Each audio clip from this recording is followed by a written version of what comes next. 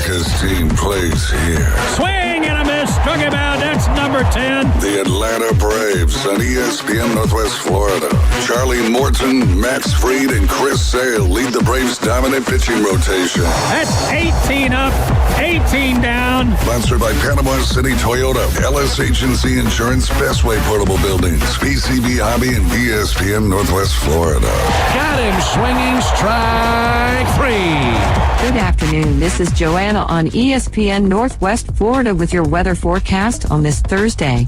Partly sunny the rest of the day with a gentle breeze coming out of the west-southwest at 11 miles per hour and temps near 92. Tonight we will have mostly clear skies and be quite warm at 81. Sunny tomorrow and a high 92. This forecast is brought to you by Ellis Agency Insurance. Thank you for keeping that dial on ESPN Northwest Florida. Rely on it.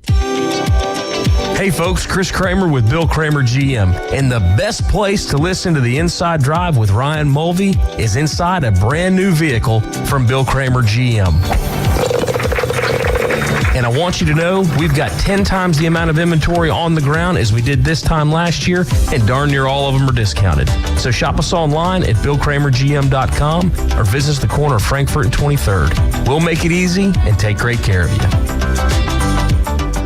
Hey there, business owners. Do you feel lost in a sea of numbers, struggling to navigate your day-to-day accounting? At Lighthouse CPAs, they specialize in guiding businesses to make more money and keep more of what you make. From bookkeeping to tax planning, they've got you covered. Plus, with their user-friendly software, managing your finances has never been easier. Spend less time on paperwork and more time growing your business. Call Lighthouse CPAs 850-785-5254. You owe the IRS back taxes, and dealing with the IRS stresses you out. Fortunately, IRS Problem Relief can help you resolve back taxes and represent you to the IRS so you don't have to face them alone. Last year, IRS Problem Relief saved clients drowning in tax debt, and IRS Problem Relief is a local company right here in Panama City, not some 800 number where you can never talk to the same person twice. Put those problems behind you so you can focus on moving forward.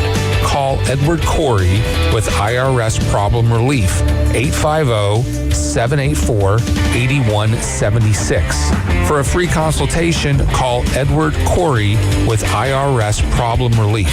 It's 850-784-8176 or visit irsproblemrelief.com. Ellis Agency Insurance has been serving Panama City and Bay County for years. They offer a full line of affordable insurance coverage of all types. Many people are attracted to Ellis Agency Insurance because of their friendly, knowledgeable staff. Call independent agent Johnny Ellis for a true comparison of your personal or business insurance. Ellis Agency Insurance at the Old Cullen Insurance location, 1134 Harrison Avenue, across from Dandy Donuts in Delhi. Call 763-1627. Picture a door. On it, a sign that says, "Do not look." Every instinct says danger, but still you peek. Inside, a room full of cockroaches, which can trigger asthma attacks, rodents that contaminate food and transmit disease, and termites which cause billions in property damage each year. Trust your instincts. Know the signs. Learn how to protect your family and home at pestworld.org. A public service message from the National Pest Management Association. WGSX Lynn Haven, WVLQ Port St. Joe. Powered by Panama City Toyota, ESPN Northwest Florida. Get ready. Deep center field and heading for the horizon. Sports Talk Radio will never be the same. Onion pickles, onions, pickles. The Afternoon Underdogs. Way back and gone. On ESPN. Northwest Florida.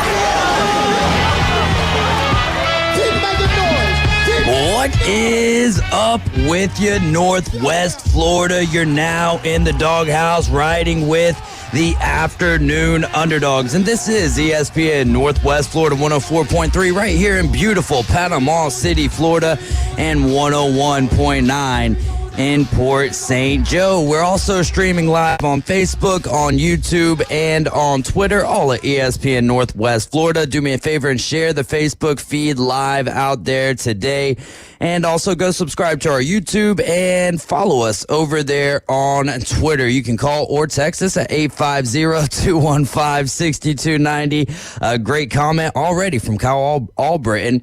Look, it's Davy Chestnut. I've got my Glizzy Boys jersey on, getting ready for round 3 of softball this week. And I guess that leads me right into the shout out. Last night at Lynn Haven, we've been playing with a group of guys, High Frequency, led by Tommy and Chase. A lot of great guys on that squad. And last night, we finally dug deep and got our first win of the season. So that was a great game. In fact, listener of the station, Keith Stroud, was on the opposite side. He got a few great hits last night and played some great first base against us as well. But it was a close game, close fought battle last night, and High Frequency was able to hang on and get the first win of the season. So, man, I'm just proud of the guys and the way that they fought, because a lot of the games, man, we've been getting blown out, and it's a tough league over there in Lynn Haven. It's one of the upper leagues, and there's a lot of great teams in that league. This is a first year team put together. And for them to be able to band together and stick it out. And it wasn't one of those where you just kind of ran away with it. It was, all right, hey, we're up an inning, down an inning, got to battle back. Some great defensive plays made last night, and stringing together some hits. So shout out to all the dudes from High Frequency making it happen last night, getting the first win. And now the season is going to get underway for the Glizzy Boys starting tonight. And then I've got a little co-ed, which is actually going to be the first time that I've ever played on a team, and I'm still not even going to be full-time on that team. I'm just a guy who, hey, if you ain't got enough on Friday, I'll show up for you, but that's going to get underway tomorrow night over there at Oakland Terrace. So tonight, first pitch is 7:30, I believe. So we're going to be doing some PLP, as we call it, parking lot pimping, up until that time. So tailgating, yes, sir, yes, sir. What do you think we're going to be? What do you think's on the menu?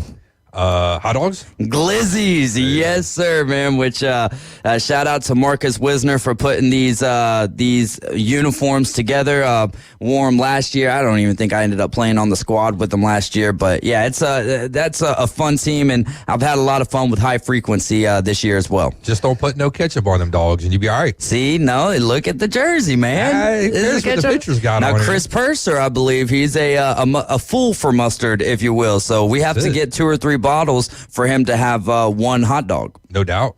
No doubt about it. It's good on the hot dogs. It's good on the brats. It's good on the soft pretzels, man. Mustard's good on a lot of stuff. Yeah. Kyle says, if you win the championship, do you get a mustard bath instead of Gatorade?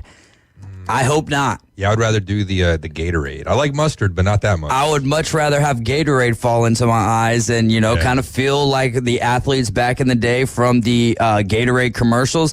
Getting a little mustard in your eyes, I don't know. Now, mustard is a condiment that I do like. I mean, I'll eat a spoonful of it, but I'm not trying to get that in my eyes, and I was going to say in my hair, but come on, we all know better than that, don't we? 850-215-6290. They got both, they got both, you fool. I don't even know what he's talking about right there. Yeah, I don't know either, man. I have no idea. Sometimes he's just commenting too fast or too slow for the feed. The Atlanta Braves last night failed to get it done. Marcell Ozuna coming up big late and just didn't work out for him, man. Joe Jimenez just not very secure on the mound, walking in a run in the 8th, and then a sac fly brought it to 7-5, and the Diamondbacks were able to hold on and get their first win of the season against the Atlanta Braves. Right on. Good for them, I thought you had something to say. I was seeing what Kyle said. He was talking about ketchup and mustard both. Oh, but I'm just thinking, I'm always up for the Braves losing, except for like last night when I told you, a couple bets I laid, and Braves didn't do so hot on one of them for me, and then the Red Sox got me on another one. Yeah, the Braves were down. I want to say it was 5-3, and I was like, I feel confident. And going into last night, it's just something about the Braves and winning streaks. They've been allergic to winning streaks this year. So I was thinking, all right, tonight's going to be the Diamondbacks' night. And sitting there at 5-3. I was like, I don't know, man. Let me throw a little, sprinkle a little bit of change on the Braves to come back here since they've got the positive odds. I think it was like plus 130 or so. It was one of those situations where as soon as I clicked, accept changes and place bet, that it had dropped from 175 to 130 or whatever. But anyways, yeah, and man. They do it on purpose. No, yeah, I think it's just because the odds are moving so much. People are starting to throw in on the Braves, and then they're throwing in on the Diamondbacks. So it's bouncing back and forth like the stock market. I mean, the odds are moving, but at the same time, when you're placing one and they know you're probably wanting to place it, and then you'll hit it again, like even if you're going to lose a little bit because you don't want to go back and wait or redo something. And I don't know. I think in the end, it probably saves them a few bucks. It probably makes them some money. Maybe so, but I'm cynical. 7:25 coverage starts tonight. 8:40 is first pitch. It's going to be Max Fried going up against Brandon Pfaadt, which we had a lot of fun with his last name in the postseason last year. Pfaadt. Yeah. Max Fried 7-4 this year with an ERA of 3.18 ERA, 1.15 WHIP, and 88 strikeouts to go along with that. Brandon Pfaadt is 3-6 with a ERA of 4.19, WHIP sitting at 1.19, and he's got 100 strikeouts on the year, so this could be a competitive matchup on the bump for both pitchers. Marcell Ozuna leading the Braves with 24 home runs. That one big shot last night, just kind of off center towards right field. 24 home runs, though, slugging at .568. Austin Riley's starting to get it going. He's 11 for 36 with 3 big shots, 7 ribbies over the last 10 games. You can also download the app here on ESPN Northwest Florida's, and you can register. Just go to your Apple Store or your Google Play Store, type in 104.3 ESPN Northwest Florida. Also today for trivia, we're going to be giving away a $25 gift card to Swampy Jack's Wongo Adventures. They've got amusement cards, go-karts, amusement rides, go-karts, mini golf. The Abominable Snowman. And the Abominable Snowman. So it's a great place to take the family. Y'all make sure to go check it out. Just right over there, Pier Park, kind of right behind Dave & Buster's. Yeah, right there on the east side of Pier Park. On the east side of Pier Park. Pier Park's kind of becoming its own world, isn't it? Oh, my goodness. Like, when I first moved here in 96, that was a field. Yeah. There was nothing there. You know what right. I mean? Like they used to have the seafood festival on the, by Frank Brown before that thing blew up to what it is today, too, in that area. And, yeah, it's kind of crazy. And then even when I moved back here from Atlanta back in 04, you could still look from back beach to front beach. That was still like clear all the way through there. Nothing was really there yet. So a lot has changed in the last 20 years. I miss driving through the cage match, the old Hathaway Bridge. And yeah, right when you got across the bridge, you could see all the way, man. You could see the beach. We used to live right here. What's that? Summers Oak Road. Uh-huh. Yeah, we used to live in a little trailer right back there, and we had my papa and one of his friends and my dad put together a deck on the front of the trailer, and my cousin at the time, and still is, shout out to Ryan Holland, and thoughts and prayers with Ryan Holland as he's dealing with some cancer of his own. But yeah, we used to try to imitate my cousin, and me and my brother would get out there and do some wrestling on the deck, and climb up on the corners, jump off. Man, the good old days. Yeah, a lot's changed, man. Back in the day, you can go from the bridge all the way to Highway 79, and you wouldn't hit a light. Yeah. Until they put that one up over there by Edgewater, but it's like every 3 feet. Here's a new light. You go like half a mile without hitting a light. Shout out to, again, all the guys from High Frequency last night getting a dub, and all the guys on the Party Animals as well. That was a fun game last night. And shout out to Terry, if he's listening, did a great job umpiring.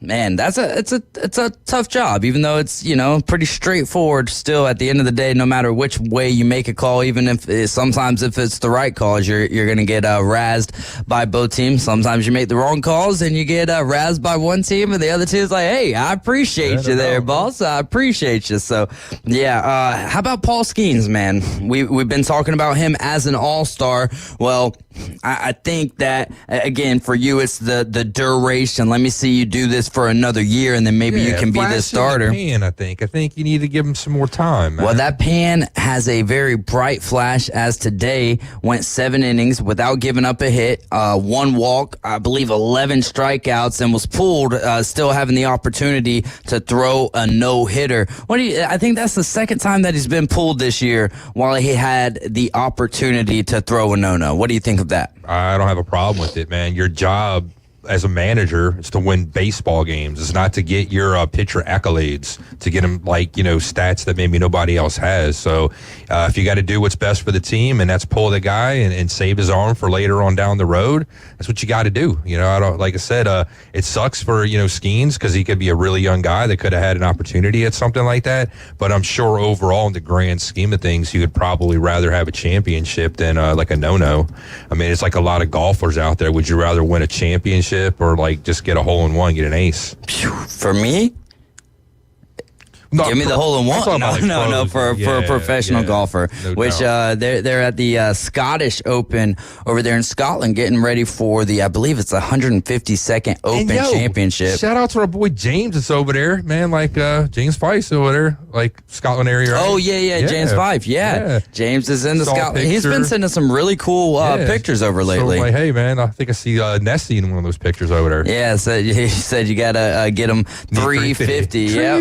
Chef Ross chiming in. What up, fellas? Want to remind you guys, Panhandle Hurricanes, a friend of mine, Jimmy Horn, is going to be taking over that organization, and they have tryouts. That's going to be July 28th at the Lynn Haven Sports Complex, and they had practice last night, and I believe they're having practice tonight. It's an open practice, so if you want to get some ball in, if your youngin' is bored, doesn't have much to do tonight, well, take them over there to the Lynn Haven Sports Complex. Jimmy Horn's going to be there. They have another open practice. They had an open practice last night, and then they're going to have tryouts July 28th. I believe this is 11U, so, 7, 8, 9, 10, 11, maybe even 12, right around that area. Get them over there to Lynn Haven Sports Complex tonight for the Panhandle Hurricanes. And for all other youth coaches or anything, man, if you need me to shout out anything, and it's nothing that's making you money, then by all means, that's what I'm here for, is for youth sports, high school athletics, whatever it may be. If I can help you out in a way that's not necessarily making you money, we can't use our platform to help you make you money without you helping us. It's got to be scratch my back and we'll scratch yours. Two-way street, not a one-way street. But yes, if it's something that's just announcing tryouts or something to that nature, I have no issue doing that. In fact, hey, if you got someone who can compile all of your league games and everything, and y'all want to send those over and get the scores read out and maybe a player of the game, I love doing that stuff, because I know if I was a kid and I was just so happened to be riding around with my dad, and all of a sudden it's, Lynn Haven baseball, and David Hayes was the player of the game last night. Man, that would put a smile so big on my face, and I'm sure on the parents as well. And youth sports is a big driving factor, a big driving force around this area. We had the 2 Lynn Haven coaches on from the Blue All-Stars 8U, who just went to South Haven, Mississippi, and Coach Jake McGowan and Coach Tim Reed. And shout out to all the kids who actually won the championship, highest finish in a World Series for a Lynn Haven team for that 8U Blue All-Stars team. So great stuff. Congratulations to all those young men on their journey, and let's keep it rolling, man. Baseball seems to be in a good state here in Bay County, and that is a sport that I dearly love to see it succeed in this area. Right on, man. I'm talking all this baseball lately. I haven't brought it up yet. I don't know if maybe you're doing it on purpose, but last night, Phillies, number 60, baby. First team to 60. Yeah, there's a big reason why I'm not bringing that up. I'm not trying to give you anything good to talk about. If you want to be negative, that's fine. But no, what was the score of that game last night? I think it finished 4-3. 4-3, yeah, it was a closer. Back and forth, but I mean, right off the rip, you got Schwarbaum hitting a home run, another leadoff. I think it's 39th of his career. Insane. So and he hasn't been a leadoff hitter for very long, right? I mean, for the Phillies, he's been pretty much leading off for a while. For them, yeah. Yeah. But I mean, earlier in his career, probably not so much. What's this, year 3 with the Phillies? I believe so, yeah. Because before that, McCutcheon, the guy I'm wearing his Andrew jersey, McCutcheon, yeah. he was leading off for us for a little while there, too. And I believe that's the position that he's holding over there in Pittsburgh, which I'm glad to see him over there in Pittsburgh kind of getting back to his roots, if you will. Yeah, so it was a good game. It was on a Wednesday Night Baseball, so it was on ESPN, nationally televised game. So it was a good game to watch. A little bit of action, some cool stuff going on, so I like it. Again, they mentioned that the ESPN bet sign that the Phillies have over there in right field, it's kind of cool that, they always mentioning it. It's like right there. It's a big deal. Like to see people hit it. Did Bryce Harper play last night? Yes, he did. Good. All right. Because I checked fantasy today and looked like it still had the little day-to-day designation by him. Let's see. What else was I going to say? Let's see. Brandon Marsh, another big hit. He played pretty good. Yeah, it was a good game overall, man. Did like it quite a bit, man. It was a great game to watch. Well, are you getting excited about the home run derby at all? So Pete Alonso, Alec Boehm, Adolis Garcia, Gunnar Henderson, Teoscar Hernandez, Marcell Ozuna, Jose Ramirez, and Bobby Witt Jr. Not a ton of star power for this, but I think that it's a good field. I think you've got some surprising contestants. Right, and Teoscar Hernandez, I think Bomber is a little bit of a surprise there. He had a good season so far. That's probably why. Yeah, no doubt. It hasn't been a ton of home runs, but apparently in batting practice, he can load of doubles though.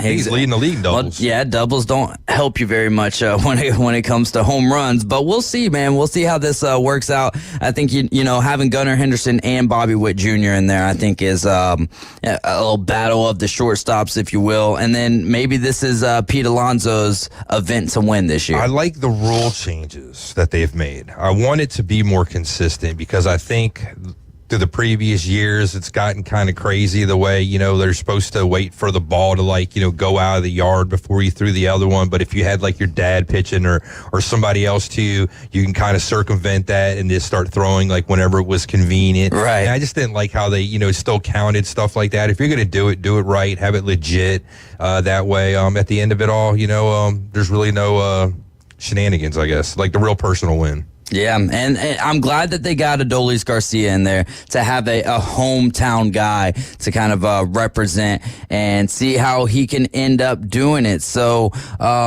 he'll try to be the third Rangers player and first since Juan Gonzalez, who did that back in 1993, to win the Derby. So we'll see, man. I think that is Pete Alonso is going to win it for the third time. Who's your early favorite without having any type of odds in front of us? I really don't know, to tell you the truth, man. I mean, he's won it before, so you might have to go with him.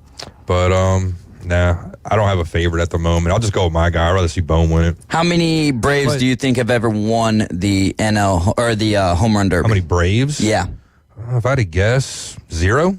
0 is correct. Fred McGriff finished runner-up back in 1994 to Ken Griffey Jr. and Ozzie Virgil, same to Griffey in 1987. So 24 home runs though, and he's leading National League in RBIs. But again, kind of like doubles, RBIs aren't the thing that we're looking for here. So let's see. Pete Alonso won in 2019 and 21. So 2000. I mean, it's been like 3 years. I think what's his nickname? Polar Bear Pete. I was going to call him the Abominable Snowman. Well, we were talking about that earlier. And it kind of fits. White. Yeah. Lives up in the mountains, cold, snow. Yep, there you go. Euro and the Copa, the finals are set. So it's going to be Colombia and Argentina in the Copas. We'll see how the fans in the stands do for that game. Right. And then Spain and England in the Euros. But as far as the job for the U.S. men's national team, Klopp, the head man for Liverpool, who stepped down from that job this year, is not going to be taking the U.S. men's national team job. So we'll keep on going down the list until they figure out someone. But I think time is of the essence when you've got a World Cup that's just two years away. it's not even just the World Cup. The Olympics are like right around the corner too. They already have a coach for the Olympics. This is a different guy because this is a 23U team. But as we heard from Ian on the Inside Drive, you actually get to have 3 players who are above 23U. So we'll see who the Americans go with. But I forget the coach of the Olympic team, but he's not an American. Okay, I thought he might have something to do with whoever's coaching the men's national team because they were kind of tied. You know? Yeah, no, I mean, time would really be of the essence because I think that the Olympics start here in about 13 days. And speaking of days, we're 56 days away from the NFL season and just 43 days away from Florida State and Georgia Tech. You're riding with the Afternoon Underdogs. You can shoot us a text to 850-215-6290, as is tradition around here. On Thursdays, 420, Alan Watson, owner of Golf Plus, coming up next. ESPN Northwest Florida is your home for college football and the Auburn Tigers. He dives! He's in! Touchdown Auburn! We heard you, Tiger fans. So this season, we're airing every single game. And you can take that to the bank. It's picked off in the end zone! Plus, the biggest games in the SEC and around the country play here on your official station for college football, ESPN Northwest Florida. Good afternoon. This is Joanna on ESPN Northwest Florida with your weather forecast on this Thursday. Partly sunny the rest of the day with a gentle breeze coming out of the west-southwest at 11 miles per hour and temps near 92. Tonight we will have mostly clear skies and be quite warm at 81. Sunny tomorrow and a high 92.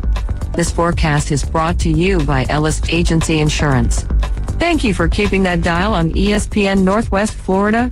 Rely on it. Attention homeowners, are you dreaming of a backyard oasis? Look no further than S&R Fencing, your go-to destination for quality outdoor transformations. At S&R, they specialize in crafting custom fences, decks, retainer walls, and all exterior construction that not only enhances the beauty of your home, but also stands the test of time. Their experienced team takes pride in delivering top-notch craftsmanship with a personal touch. S&R Fencing, locally owned, licensed, and insured, and a member of the BBB. Are you thinking of doing a fundraiser? Well, Krispy Kreme Donuts next to HCA Hospital, 23rd Street, Panama City, and on the Ross Clark Circle in Dothan says, let's raise some dough. Earn up to 50% profit with a Krispy Kreme fundraiser in-shop or online. So let's raise some dough. At Krispy Kreme Donuts next to HCA Hospital, 23rd Street, Panama City, and on the Ross Clark Circle in Dothan. The next evolution in sports talk radio. It's the Afternoon Underdogs. 5, 4, 3, 2, 1. Make it so. 104.3 ESPN Northwest Florida. And we are back. This is ESPN Northwest Florida, 104.3 right here in the beautiful Panama City and 101.9 in Port St. Joe. Want to remind you guys that we are your home for the Auburn Tigers and their football this year. We heard you loud and clear. So this season, ESPN Northwest Florida is going to be bringing you every Auburn football game. Join us for kickoff on the Plains August 31st. They're going to be taking on Alabama A&M on your number one destination for college football and the Auburn Tigers. ESPN Northwest Florida. And of course, coverage starting for the Atlanta Braves tonight, 7:25. We'll get to first pitch at 8:40. Max Fried on the bump for the Braves in the final game of the series versus the Diamondbacks. And they'll continue that westward road trip with the Padres over the weekend. First pitch tomorrow for the Padres is 8:40 as well. Then you get a 5 p.m. coverage start, 6:15 first pitch on Saturday.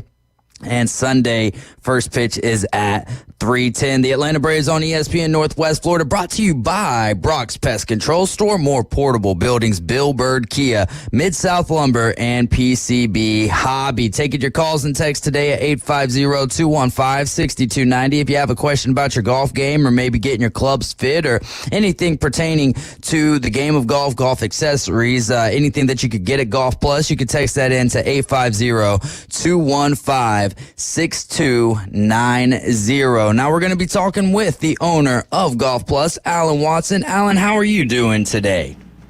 Man, I'm doing great. How are you guys? Oh, doing wonderful, man. Another day in paradise, as they say. Justin Thomas leading over there at the Scottish Open. We were just talking about that last week. Justin Thomas and Spieth, how good it would be for them to kind of get back in the thick of things. Do you think JT holds on throughout the weekend? I don't have a whole lot of confidence in him, but I hope so. I hope he can get back to where he used to be, but I don't have a ton of confidence just because he hasn't played well. But maybe this is a sign that he can play well because, like I said, he really hasn't done it in a while. So maybe now that he's doing well, he can get some confidence from that and also just, know that he can do it and hang on. I mean, certainly the best sign we've seen from him in a long time. Absolutely. So, how important are these kind of warm-up tournaments for the Open Championship coming up? But for guys who maybe haven't been playing well, who would you say that these warm-up tournaments over there in Scotland and in that area are the most important for?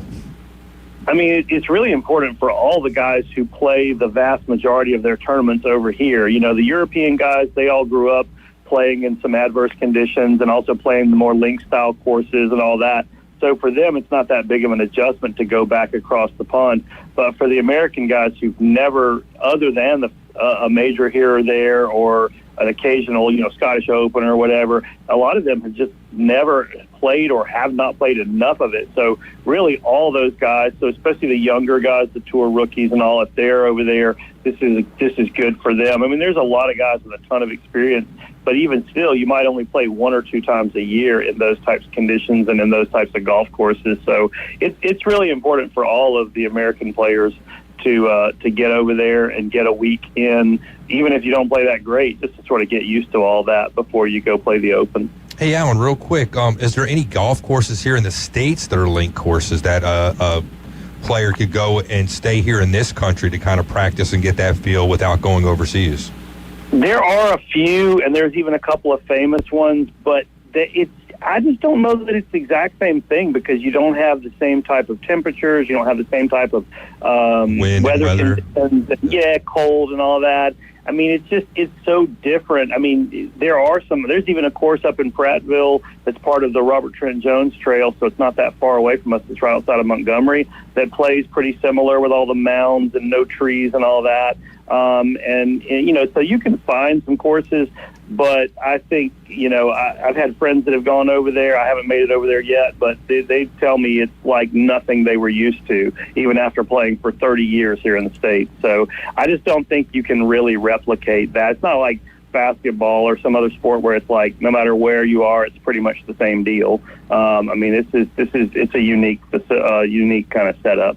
Chef Ross asked the question the other day on the Inside Drive, but we didn't have time to get to it. So for our listeners, can you explain kind of what the difference is in a links course compared to your typical golf course here in the States? Yeah, so typically with a links course, you don't have a lot of trees, if any. I mean, some people kind of define links as no trees. I don't know if that's 100%, dead on. I mean, obviously you're not going to have a lot of trees, but mostly there's no trees. It's mostly, a golf course that requires more of the sort of pitch and putt, I guess you would call it, where you're hitting run-up shots and all that. And because over there, sometimes it can be extremely windy and stuff, so you might hit a drive that just goes for days because the wind pushes it. But then the problem becomes you go to hit your approach shot, and that thing's got to run too, so you might have to land it short and run it way on. We're not used to that here in the States. We're used to being able to hit shots to mostly elevated greens, larger green complexes where you can hit it to the exact distance and the ball will stop. It doesn't really work like that over there. And also, when you're playing in those conditions, if it's super windy, you might have to hit a different club and flight it down below the wind. So, and without trees to stop some of that wind from getting to it, it affects everything. The wind is way more effective on a links course because you don't have that barrier of trees. So I know the course that, like I said, it was up in Prattville, that plays like a link style course. It just has big mounds that run all down the sides of the fairways and stuff, and those mounds kind of sculpt it and cause kind of havoc in terms of if you get the ball out of play. So that's the only course I've ever played like that. But yeah, I mean, it's mostly defined by the lack of trees and the, also, like, if you look at the most famous golf course, where they've played the Open a million times at St. Andrews, that golf course, you can have 3 or 4 fairways like right beside each other with nothing in between them, no definition at all. And so it's just this wide open field, if you will. And again, that wind is going to affect that because of not having barriers. And then the other thing that they have in Europe that we don't have a lot of here is, a lot of it's coastal. So you have even more wind, even more temperature, humidity, things that water. It's just a different thing altogether. Boston Tim texted in. He says, does the rake belong in or out of the trap?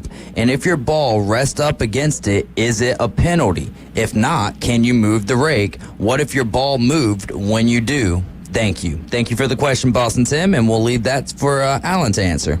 Yeah, so the rake should stay outside of the bunker, but if your ball comes to rest against it, in or out of the bunker, you can mark your ball with a T and then move the rake and then place the ball back where it was.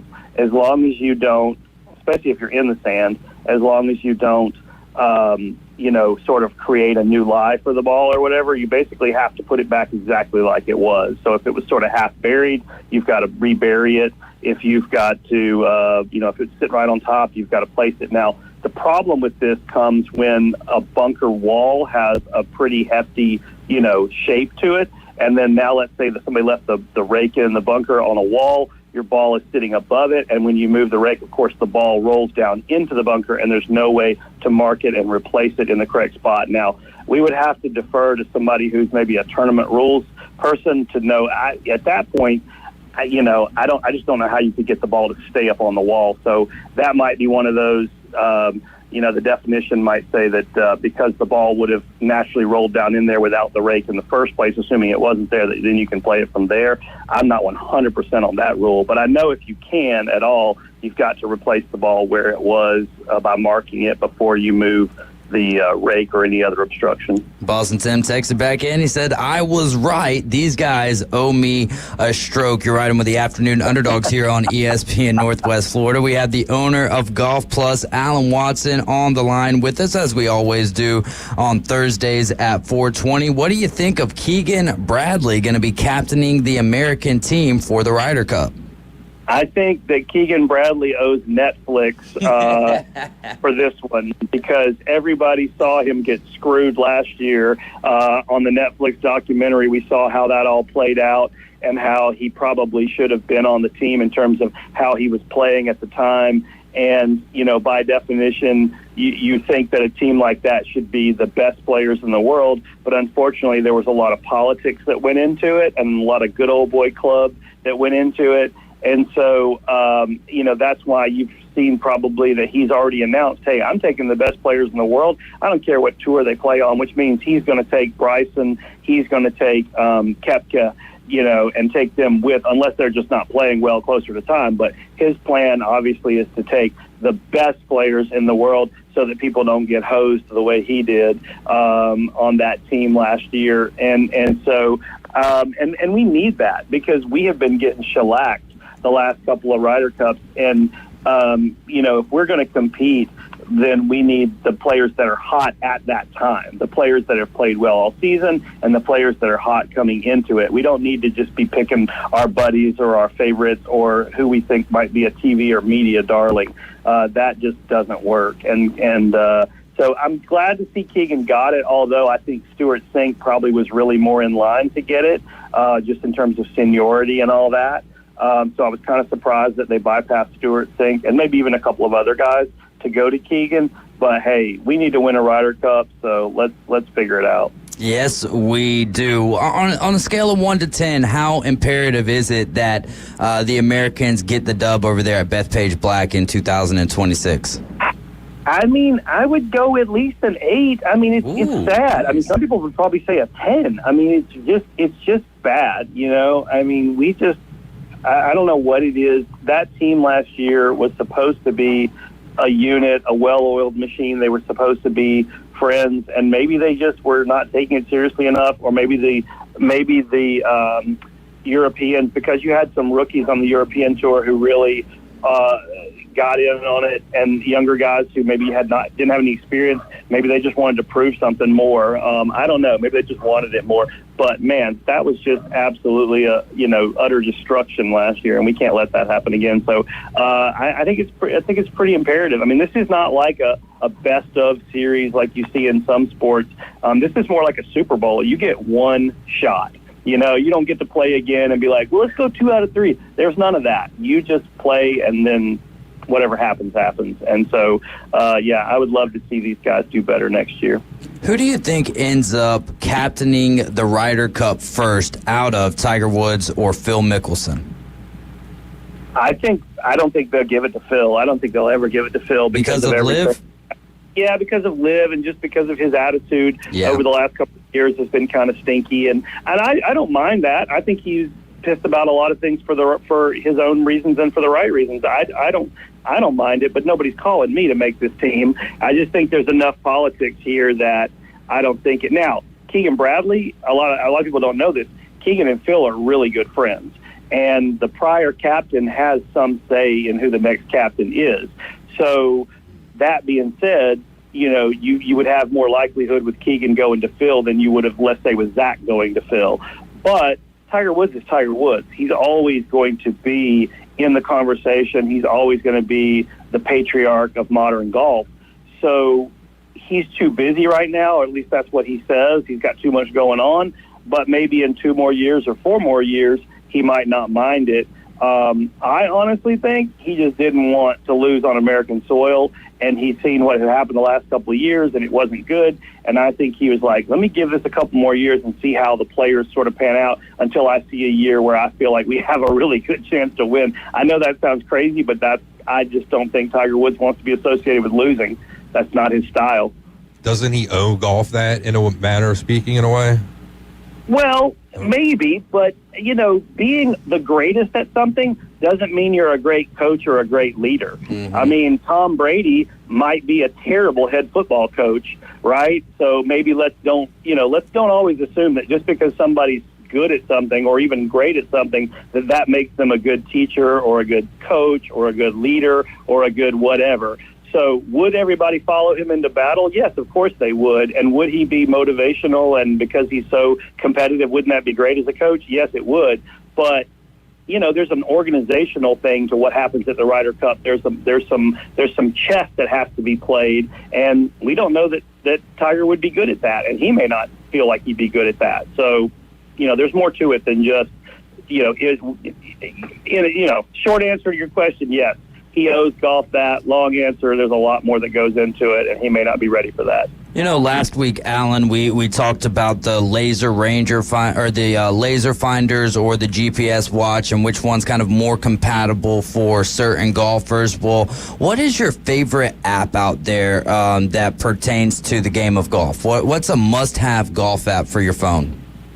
I think, and you're going to think this is silly, but I think the must-have golf app there's a bunch of different ones, but the ones that trace your shot so that you can see how the ball moves, I think those are great for making social media content, if you want to do that for your friends or just for the fun of it, whatever.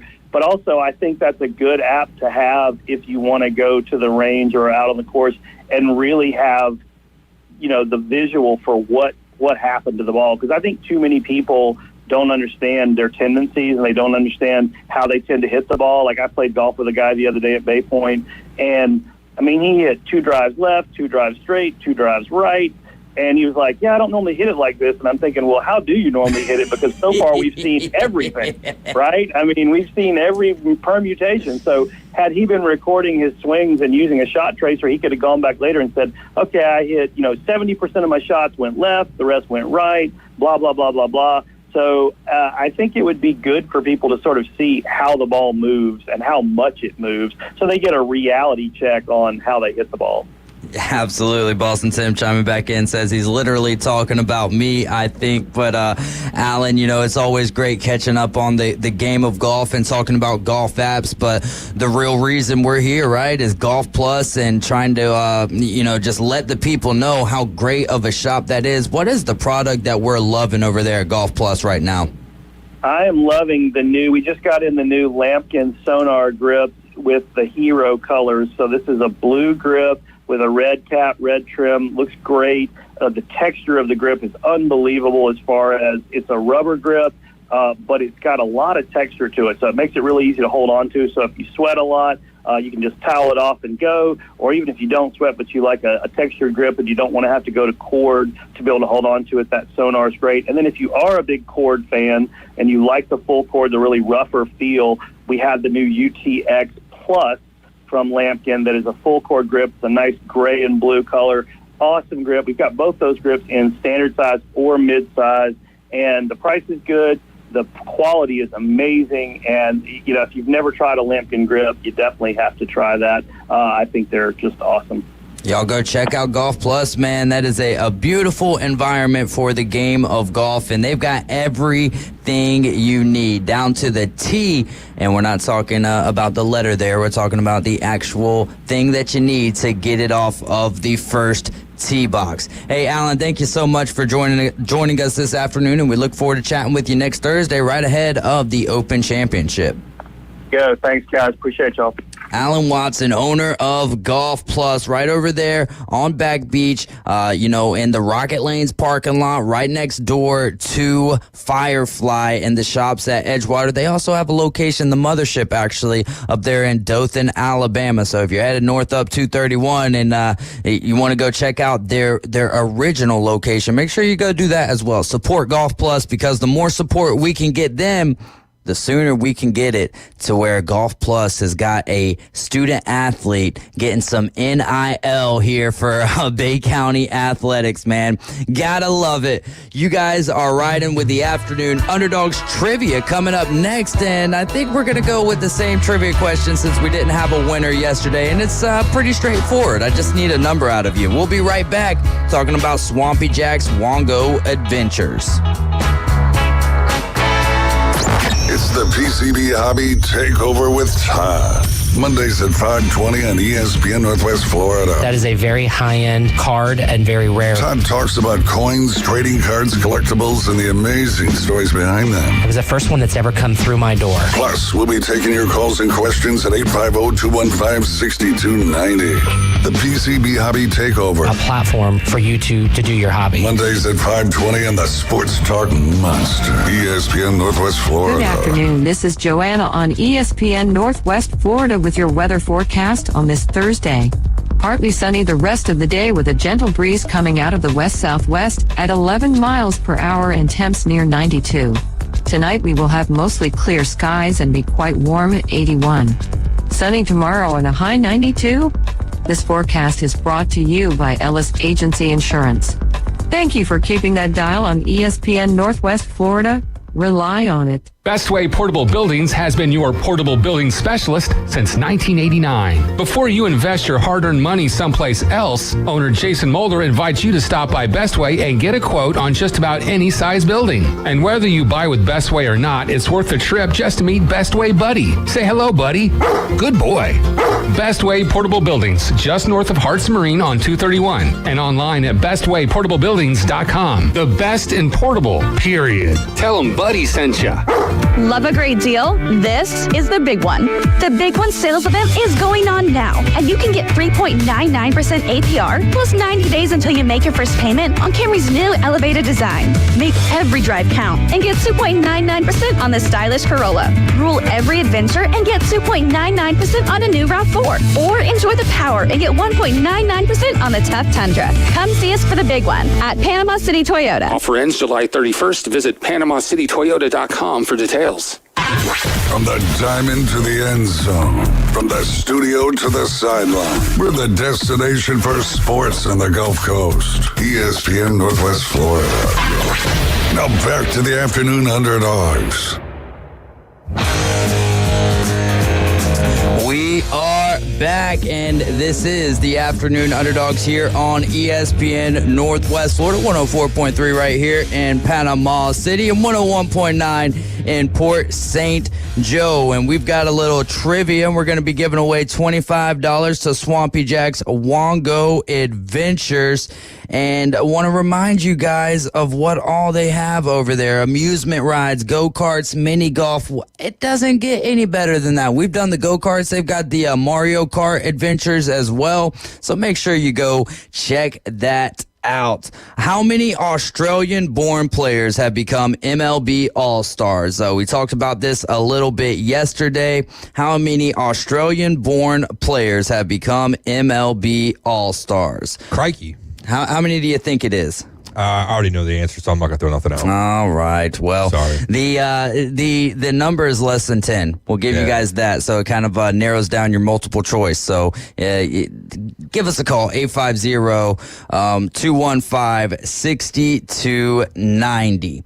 And a real quick shout out again to the High Frequency guys. They just chimed into the group chat wondering when they were going to get their shout out. Well, guys, if you're still listening, you can go back to the Facebook Live feed and check that. Or actually, I think you can rewind on YouTube. So you can go to YouTube right now and check it out, because we did that pretty much right out of the gate. Yeah, and I believe you can also rewind on the app as well.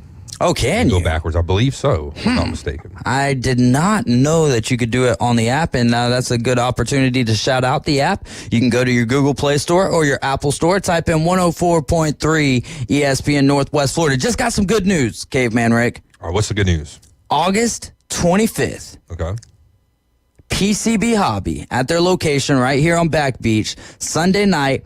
I would imagine we're looking at 6:30 or 7 p.m., the fantasy draft. Sounds good to me. So I imagine that we're going to get some pizza, and we'll have some regular beverages brought there, and then outside of that, we still got a couple of rules that we have to decide on, what you can and what you cannot bring. So with that being said, the Champions League, in fact, we'll give a little congratulations to the champions of all 4 of the leagues. The Champions League is going to be a 16-man league. So with that, you got Chef Ross, Barrett, Clayton Mount, and Justin Lassiter. I believe they are representing the Afternoon Underdogs League. Then from the Champions League itself, no. This might be the Afternoon Underdogs League. But anyways, Nick Baldwin, Chris Purser, Dalton Cope, and Timothy Reed. That's got to be the Champions League. They are staying in the Champions League. And then we will move on to the Coach Hale Show. That's going to be Dave Neat, Jonathan Garrett, and Richard Youngblood, and Bobby Stavos. They're on to the Champions League. And from the Inside Drive League, Keith Fleming, Gavin Bird, Brittany Fleming, and Travis Peterson. Those are your 16 teams for the Champions League. So congratulations to them. Everyone else, I'll be removing you guys tonight. And with that being said, I will open it up right now. If you want to play fantasy football with ESPN Northwest Florida, not just the Afternoon Underdogs, but with ESPN Northwest Florida, we've got how many spots to fill? 3 leagues, me, Ryan, Jay. If I got to get the staff involved, but we're looking for over 30 teams. Yeah, no looking doubt. for over 30 teams. So text your name and your email to 850-215-6290 as we go over to Andrew to play a little trivia. Andrew, you're riding with the Afternoon Underdogs. What's going on, my man? Hey, man, how are you? I am doing wonderful. How many Australian-born players have become Major League Baseball All-Stars? Is it 3? It is 3. It's Grant Balfour, Liam Hendricks, and Dave Nilsson. So you are right, and you just won $25 to Swampy Jack's Wongo Adventures. Have you ever been there before? No, I haven't. There we go, yeah. Little AC/DC. Yeah. Thunder from down under. Getting some thunder from down under. We appreciate that, Caveman Rick. Dude, Swampy Jack's Wongo Adventures, been there 2 or 3 times. Great go-karts, great mini golf, and also some nostalgia as well. You know, it kind of feels like you're near the old Miracle Strip with some of the Abominable Snowman and some of the other artifacts they have around there. Right. Yes, sir. Did you go to the Miracle Strip back in the day? Oh, yeah, you know it. That is awesome. Well, Andrew, hang on the line real quick, and Caveman Rick's going to grab some info from you. Thank you so much for listening and playing some trivia with us today. All right, man. Appreciate it. All right, hang on that line, and Caveman Rick will grab the info. And you guys we don't got any more trivia today, but again, text your name and your email if you want to play fantasy football. We're going ahead, and it's already starting, so appreciate that. Love you guys so much, man. I was just thinking, Boston Tim texted in saying you're the best. I'm like, man, the fact that people are out here actually listening to what us knuckleheads have to say about sports and chiming in with us and all of that good stuff, really appreciate all of you. So Matthew, Andrew, Kyle, you guys have you're the first ones getting ready for some fantasy football. Man, I am excited about it. It's going to be a little different this year because our past live fantasy drafts have been there at Dave & Buster's, so we've got a server and all of that good stuff, and it was a lot of fun. This year we're gonna kind of slim it down some. I guess I use that word loosely because we're gonna be gorging on some pizza as well. And yeah, man, it's going to be a lot of fun, and it's going to be different as well because normally I've held these kind of early in the morning on a Saturday so that we're not in the way out there at Dave & Buster's. And this year we're going to be in a hobby shop, man. It's going to be a ton of fun. That's going to be a week before the season, essentially, not the Sunday before the season, but 2 Sundays out, because I know that, with our Boomer Bust League, our little private league for the guys, we're going to have to hold that one on, depending on when Boston Tim can, but I'm assuming he's going to be hosting again because last year was a blast. Yeah, I hope he does. Well, I hope we find some place. I don't want to say I hope he does. He's been a great, gracious host. I don't want to expect it out of the guy. The guy's awesome. Love the dude. Anything he can do, though, is great. I'm a little upset, though. I'm out of the Champions League this year because I've been in it since the inception of the Champions League. Yeah. It's hard to, it was hard at 12. I was really wanting to do 16 because I've never done a 16-team league before. And as difficult and thin as the waiver wire and stuff's going to be, I think it'd be very, very interesting. Well, and I'm going to make it a 3-quarterback league. No, I'm just joking. I mean, nowadays, though, with the 18 games they're probably going to, it's probably advantageous to have 2 quarterbacks because it's going to be highly likely that a lot of teams are going to end up using 2. I mean, this past season we used, almost 65 quarterbacks started last season? It was I believe it was a record-breaking number. Yeah, it was like 60-something. Year. It was like 2 times as many teams there are, so that's basically every team using 2 quarterbacks.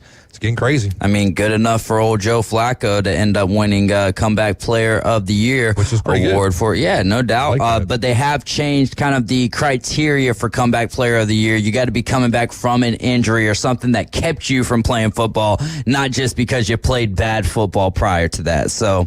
Bad football, though. The reason why you leave the game isn't necessarily because you played bad football. You can leave because of, preventing injury and right, but still, I don't think that where I'm glad that he won it, but I also could think of Tua, and I'm not throwing his name in there just because he's a Bama guy or whatever, but the injuries that he did come back from, I could have seen it going that direction. They just changed that rule because of Damar Hamlin. Well, see, but that's the only thing I didn't want to see. That would have been ridiculous to see Damar Hamlin win when I think he played less than 10 snaps last year. But I'm thinking that's the reason. If he didn't have that, he didn't have the argument that a lot of people were making because of something like that, I don't think the rule gets changed, though. Do you? I think that the rule got changed, though, because Joe Flacco wasn't coming back from anything. You know what I mean? No, I feel you. If we look back through history, and maybe something for us to do, I would like to see how many times a comeback player got that was in a similar situation to Joe Flacco. Okay. Well, we'll have to. Just something I want to look into that. I want to delve into that rabbit hole. It's kind of a good time to do that, Comeback Player of the Year. So yeah, we'll see what we can do about that. Maybe during one of these breaks, check that out. And again, for the guys who are sending in text right now for fantasy football, make sure that you have it blocked. We don't do this draft online. This is a live in-person draft, and then I have to have a waiting list because as we get closer, there's people who's like, oh man, I forgot that it was coming on. Make sure that you have August 25th, which is a Sunday, around 6:30, 7 p.m. blocked off. The drafts rather, should I say, take about 3 hours or so. So you're looking at about 9:30, 10 getting out of there, depending on how fast everyone picks. Last year we were keeping it at a pretty good clip, and I was having a ton of fun because I was able to just kind of move around, meet everyone, and draft at every single draft board, which got me very prepared for our Boomer Bust draft as well. Real quick, just looking up on that topic we were just talking about the comeback player of the year. I mean, Geno Smith in 2022 got it, and he wasn't injured. Geno Smith is what it's telling me right here. Well, when Geno Smith, though, when he see, that's the thing, though, is like he did get injured and then was kind of like I would have to look at 2021 and to see if he got injured. But when he was drafted, right, coming into the league, then he gets injured, and then he was just kind of a shell of himself. You know what I mean? Right. So, but that's what they're saying. Like, that's what kind of started the ball rolling for changing this, was the Geno Smith winning it. And then I guess when you had what happened this past season, I think that's kind of what prompted them. I don't know, because I don't think that there's any argument that Geno Smith deserved comeback player of the year, though. You know? Because he, like, that was a legit comeback. And I had no issue with Joe Flacco winning last year. I just think that they want it to be from coming back from something more serious. Yeah, but then see again, where do you draw the line? Like how, like something like you keep drawing those lines with pencils like so that you can erase them from meniscus surgery. Oh, comeback player of the year! Wow, way to go! You know what I'm saying? Like, it is what it is, right? It is what it is. I think it's pretty safe to say, I mean, Aaron Rodgers is going to win it. Or Aaron Rodgers or Kirk Cousins. I think that you got a 50-50 shot that one of those guys are winning. Who was it? Ronnie Lott cut his finger off? Yeah, in the Super Bowl. Yeah, like that's comeback player of the year right there, man. Dude's cutting off his finger and he's coming back in the same game. That dude. That's comeback play. They should just name it the Ronnie Lott Award. Even though the one thing that I will say that like pertaining to DeMar Hamlin is if they wanted to name the award the DeMar Hamlin Award or whatever, like to give him a little shine there, I would have been fine with that. But as far as like winning the award, no, I wasn't going to be a big fan of that. So Geno Smith won it. So who won it in do you have the list of who's won it? Pulling it up. All right, I've got it right here, actually. I just brought it up. So Joe Flacco in 23, Geno Smith in 22, Joe Burrow in 2021, Alex Smith in 2020, Ryan Tannehill 2019, that was when he was with the Titans. I'm trying to remember, was he injured in his final year with the Miami Dolphins? Andrew Luck won it in 2018. Keenan Allen in 2017. Jordy Nelson won it in 2016. This is another award that's essentially become a quarterback award, Caveman, right? And they got Gronk, Phillip Rivers is on the list.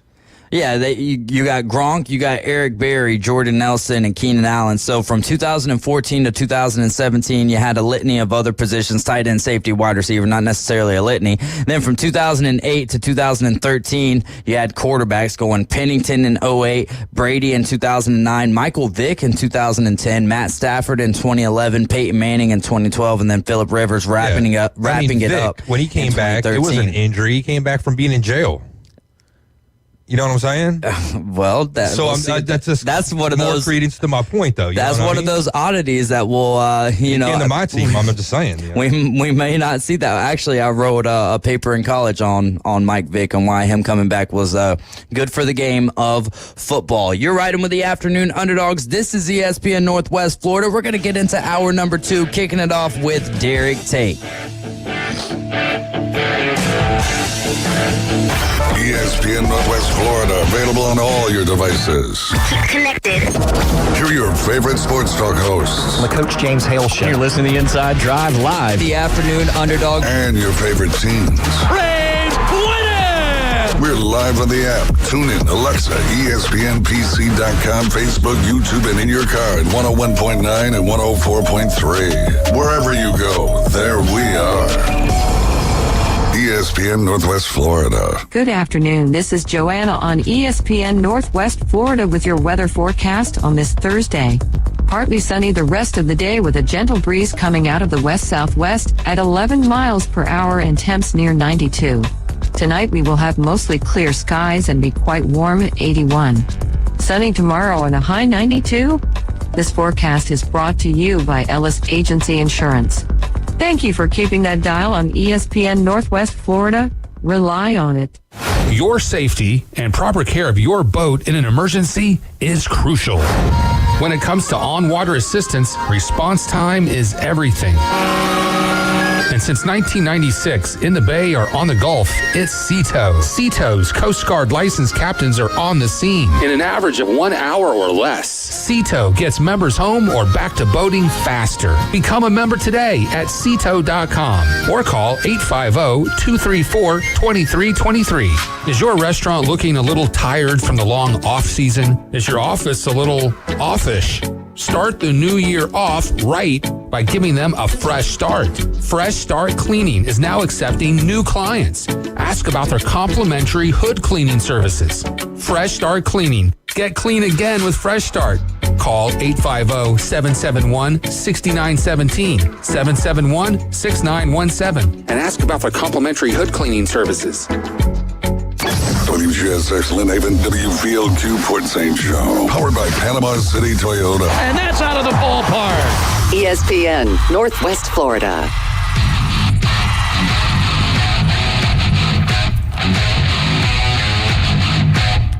We are back. You're riding along with the Afternoon Underdogs. This is ESPN Northwest Florida 104.3 right here in Panama City and 101.9 in Port St. Joe. You can call or text us at 850-215-6290, especially if you have any fantasy questions. We have just opened up sign up for fantasy football. So if you want to play live draft August 25th at PCB Hobby around 6:30, 7 o'clock on that Sunday evening. As we get closer, we will announce the actual starting time. But if you want to play, send your name and your email right now to 850-215-6290. And we're going to talk some fantasy football with fantasy analyst with ProFootballNetwork.com. And first, before we bring Derek on, if you're not checking out ProFootballNetwork.com for your fantasy, really just they have all NFL news, and they have great articles by a ton of great writers on there, one of those being Derek Tate. Then you need to go check it out. It's a great website, and it's become my go-to source for fantasy football. Derek Tate, welcome in, my man. How are you doing? Oh, fantastic. I actually got to go to Nashville over the weekend for the first time ever for the 4th of July. So it was a lot of fun, man. Just recharging the batteries a bit and gearing up for training camp. Hey, there you go, man. So how was your first Nashville experience? I've been 2 or 3 times, man, and every time I feel like it gets better. Yeah, my first time was outstanding. The live music there is pretty much unmatched. It just felt like everywhere I walked there was, some awesome band that's probably going to be, future superstars down the road. But no, man, it was an awesome experience, and I would definitely go back sometime in the near future. Absolutely, man. Home of them Tennessee Titans. What did you think of the Titans reaching out there and getting Jamal Adams to I hope that they kind of just bring him in, and instead of him playing defensive back, maybe just have him as like a hybrid linebacker. But what do you think of that move for the Titans? I don't mind it. Anytime you bring in a guy that has the type of resume that Jamal Adams does, leadership, he brings a dog and a nastiness to him. I would rather bring in a guy like that in the door and figure out how to use him than to not have him. So, it wasn't great, his tenure there in Seattle, but ultimately I still think he's a really dynamic player in a lot of ways. Just probably don't ask him to do a whole lot of man coverage against hybrid slot receivers. But, no, I like the move, and I'm sure they'll go ahead and try to figure it out in that Titan secondary. Lamar Jackson or Patrick Mahomes. Now, obviously, if you can get either one of these guys, that's the way to go. But if you're stuck between a decision, which guy do you have more faith in to bring more value to your fantasy squad for 2024? To me, it's Patrick Mahomes. And look, I know that Lamar Jackson is dynamic as a runner. Second league MVP, awesome season. And I really thought that his growth as a passer in that first season in Todd Monken's system, it answered any questions that anybody had that he can't be an effective pocket passer, or at least it answered. I knew that he could be, but it was something to see him evolve and kind of really showcase that in a new offensive scheme.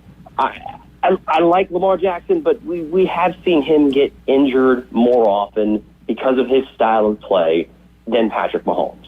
So if I'm investing that high in the quarterback position, I have Patrick Mahomes as the quarterback 3 in fantasy football this year. I really love the additions of not only Xavier Worthy, but even Hollywood Brown.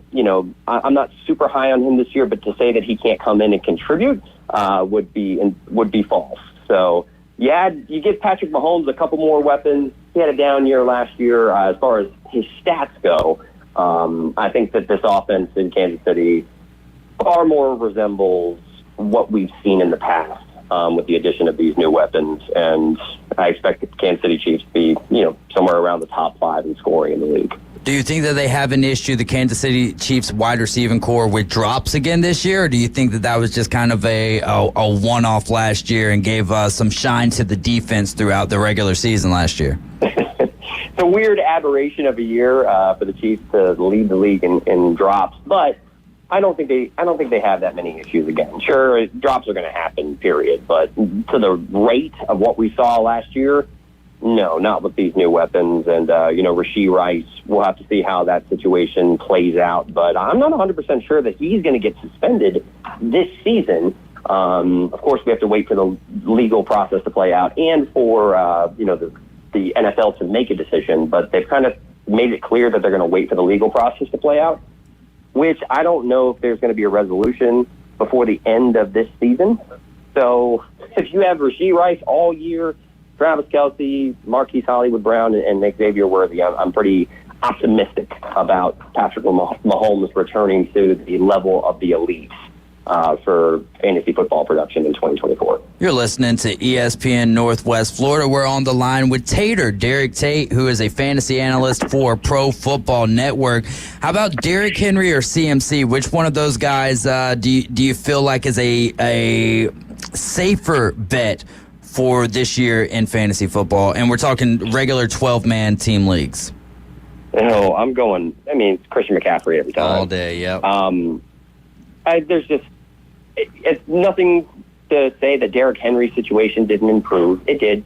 The Baltimore Ravens, I think, have been a top 5 rushing team since 2019, every single season. So clearly they are going to continue to have success on the ground. I think, the Baltimore Ravens offense in general produced the second, or I think it was their top 5 offense as far as generating red zone opportunities.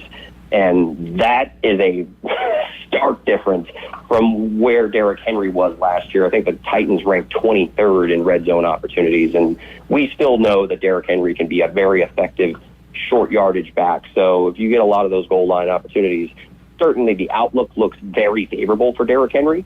But Christian McCaffrey is Christian McCaffrey, and he was in the running for league MVP, and pretty much nothing has changed in that San Francisco 49ers offense that fits him like a glove. He, on a points per game basis, since he joined the 49ers, he has been the running back 1 in fantasy football. And as much as I like King Henry and his new landing spot, I've still got CMC. Hey, Derek, I'm going to skip over this quarterback one that we're going to go next. I like this next question that we got. I wanted to ask your opinion on a couple things, but Marvin Harrison Jr. or Malik Neighbors, and Marvin Harrison Jr. has been put as an ADP or draft position. A lot of people are thinking someplace maybe around the top 10. Do you think that that's worthy of a player that hasn't played in the league yet? So it's always kind of questionable, right? When you're talking about a rookie, any rookie, no matter how dynamic they are, investing first or second round draft capital in your fantasy draft into a player that has not played a snap in the National Football League always feels a little risky, right? Just because we don't know no matter how they grade out on our prospect profiles, there's no guarantee with how they're going to transition to the NFL.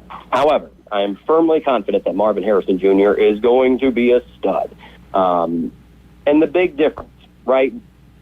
Kyler Murray under center for the Arizona Cardinals and Marvin Harrison Jr. joins him in a receiver room that has Greg Dortch and Michael Wilson. And no offense to Greg Dortch or Michael Wilson, they're pros.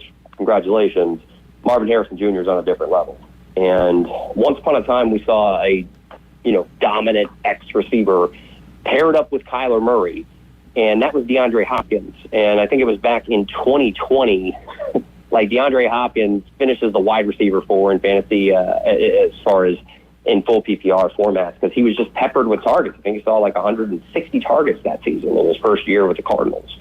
So when you're talking about, the target share that I'm projecting for a talent like Marvin Harrison from a quality quarterback like Kyler Murray, I feel confident that he belongs in the second round of your fantasy draft. I think he's got the skill set, and he's going to have the target share, and, I think it's a really favorable situation for him to step into. Now, on the flip side, it's Daniel Jones under center, the New York Giants. No offense to Daniel Jones, man, but none taken. None here. We haven't seen Daniel Jones. We have not seen Daniel Jones live up to his whatever expectations you had. He's probably underperformed. He's had one decent starting year during his entire NFL career. I still have concerns about the offensive line. Their running game is going to take a step back without Saquon Barkley. Yep. So this offense is going to fall on Daniel Jones' shoulder, and I'm not willing to bet on Daniel Jones. Malik Neighbors is a dynamic talent. I think he's going to see over 100 targets. I think he's a good second or third wide receiver on your fantasy squad this year. I just don't think he has the ceiling that Marvin Harrison does in 2024. All right, Derek. Well, let's move to that quarterback question that we were talking about before I asked you this last one. And you were big on the Bears last season, thought they were going to do really well in fantasy. But who do you got here? Caleb Williams or the field of rookie quarterbacks? Who would you take? So who's going to be the highest scoring fantasy quarterback this year? Yes. Rookie quarterback. Rookie quarterback. Yes, sir. I'm ranking it that it's going to be Caleb Williams. The only guy that really makes me feel that he's a threat to that becoming the outcome is Jaden Daniels. Look, we've seen dynamic. I'm talking elite of the elite, dynamic athletes that get first-round draft capital and step in early in their careers and have immense fantasy success. Namely, back in 2011, Cam Newton, he was a top 5 quarterback. 2012, Robert Griffin III, top 5 fantasy quarterback. Even Kyler Murray in his rookie year, QB6 overall, and that was actually in the same system that Jaden Daniels is playing with, because Cliff Kingsbury is now the offensive coordinator for the Commanders. They do a lot of RPO-centric passing concepts, which really makes things a lot easier on a quarterback. So there's a lot to like about that situation for Jaden Daniels, but no matter what you say, I think the offensive line's a little bit better in Chicago. The pass-catching weapons are definitely better in Chicago. And Caleb Williams is no slouch as an athlete and can do some damage with his legs in his own right. So I'm going to go with Caleb Williams, but I do think it's pretty close between him and Jaden Daniels on just a pure fantasy perspective, strictly because Jaden Daniels is so dynamic with his legs. Kyle Albritton chiming in here with a comment says, "You mean you're not taking that juggernaut, number 12 pick, Bo Nix, who should have been a 5th rounder? But what do you think about Bo Nix? Does he have an opportunity to possibly win that job over there in Denver?" He better win the job, man. Come on, he's competing against Zach Wilson and Jarrett Stidham. Come on, Kyle makes an interesting point. I had a late second round grade, a day 2 grade on Bo Nix. He does some things very well. I mean, the ball comes out of his hand very quickly. I believe in his pre-snap processing. There's actually some glimpses of him throwing with the anticipation in small windows. Problem is, I'm not 100% sure if he can run Sean Payton's offense and get through his progressions consistently, because that wasn't something that Oregon asked him to do a whole lot of, and we didn't see him. I mean, if we were talking about his days at Auburn, then I think that he's a day 3 or undrafted pick. But point of the matter is, he has an opportunity to come in there, compete. They invested high draft capital. The competition for snaps under center is one that's very, very, very winnable. And if he can't win that job to start the season, then Kyle's probably right that he shouldn't have gone at number 12 overall. That's a great point. I mean, but what do you? With the Falcons taking Michael Penix there at 8, is that just an insurance for if Kirk Cousins doesn't work out, or an insurance for the future of the Atlanta Falcons football squad there? I'm sorry, I'm laughing. Hey, no, it's funny as all get out. You couldn't even finish the question, man, and I'm already chuckling. I have no idea what the Atlanta Falcons front office is doing by selecting Michael Penix where they did after signing Kirk Cousins this offseason. So your guess is as good as mine. But I have to imagine that Kirk Cousins is going to have the inside track to at least being the starter in 2024. Otherwise, that may go down as the worst contract signing in NFL history. I don't want to use hyperbole, but it would be up there. I would tend to maybe agree. Sam Bradford maybe stole more money the time he was in the league. That'd be my guy. Sammy. Sammy boy. Who has an ADP right now that just has you absolutely perplexed? Maybe someone getting drafted too low, possibly someone getting drafted too high. But when you look across the charts there and you're looking at ADP specifically, what's one that's just got you scratching your head, Derek? One that's definitely caught my eye a little bit is Tank Dell. Granted, no, I don't think anybody's significantly reaching on Tank Dell, but right now, from what I'm seeing, he's going off the board in the late 3rd round as the wide receiver 26. To me, that is very, very, very aggressive. Look, I get it. On a points per game basis, once his role basically became a full-time starter, Tank Dell was very productive and very impressive. The thing is, they added an alpha, target earner in Stephon Diggs. They gave up 2nd-round draft capital for him, and Nico Collins also, I thought, was just a little bit better than Tank Dell. I think Dell's going to have his splash weeks. I think he's an explosive, exciting player, but there's a lot of mouths to feed. So unless we think DJ Stroud's going to throw for 5,000 yards and 45 touchdowns or something like that, I just don't know how you can bank on drafting what I think is the 3rd option in that passing offense in the late 3rd round. Last year we saw the Seattle Seahawks, who had 3 very good receivers, DK Metcalf, Tyler Lockett, and Jackson Smith-Njigba. You know where they finished? Wide receiver 21, wide receiver 32, and wide receiver 47. So I just think that there's too many mouths to feed, and in particular for the 3rd wheel, who I do think is Tank Dell, that price just is way, way too expensive. Hate that, man. I got him, and I was thinking about keeping him in our keeper league because I got him. As off the waiver wire, so he could be like a 14th round pick. And so after you telling me this, I might not be holding on to him. I might keep somebody else, Derek. But let's move over to who do you think is going to be your favorite sleeper for 12-man leagues this year? So it depends on how we classify sleeper. So some folks just think it's somebody that's going to drastically outperform their current draft capital. If that's the case, Ladd McConkey comes to mind. Oh, yeah. Because no team purged more targets, receptions, receiving yards off their team from last year to this heading into this season than the Los Angeles Chargers. Who's the target competition right now for Ladd McConkey? It's Joshua Palmer, who's not bad, but I don't think that he's a number 1 in the NFL. Yeah. Quentin Johnson he had a rough rookie year. I'm going to put it very gently. He had a rough rookie year. That was nice of you. Very kind. I'm being very kind.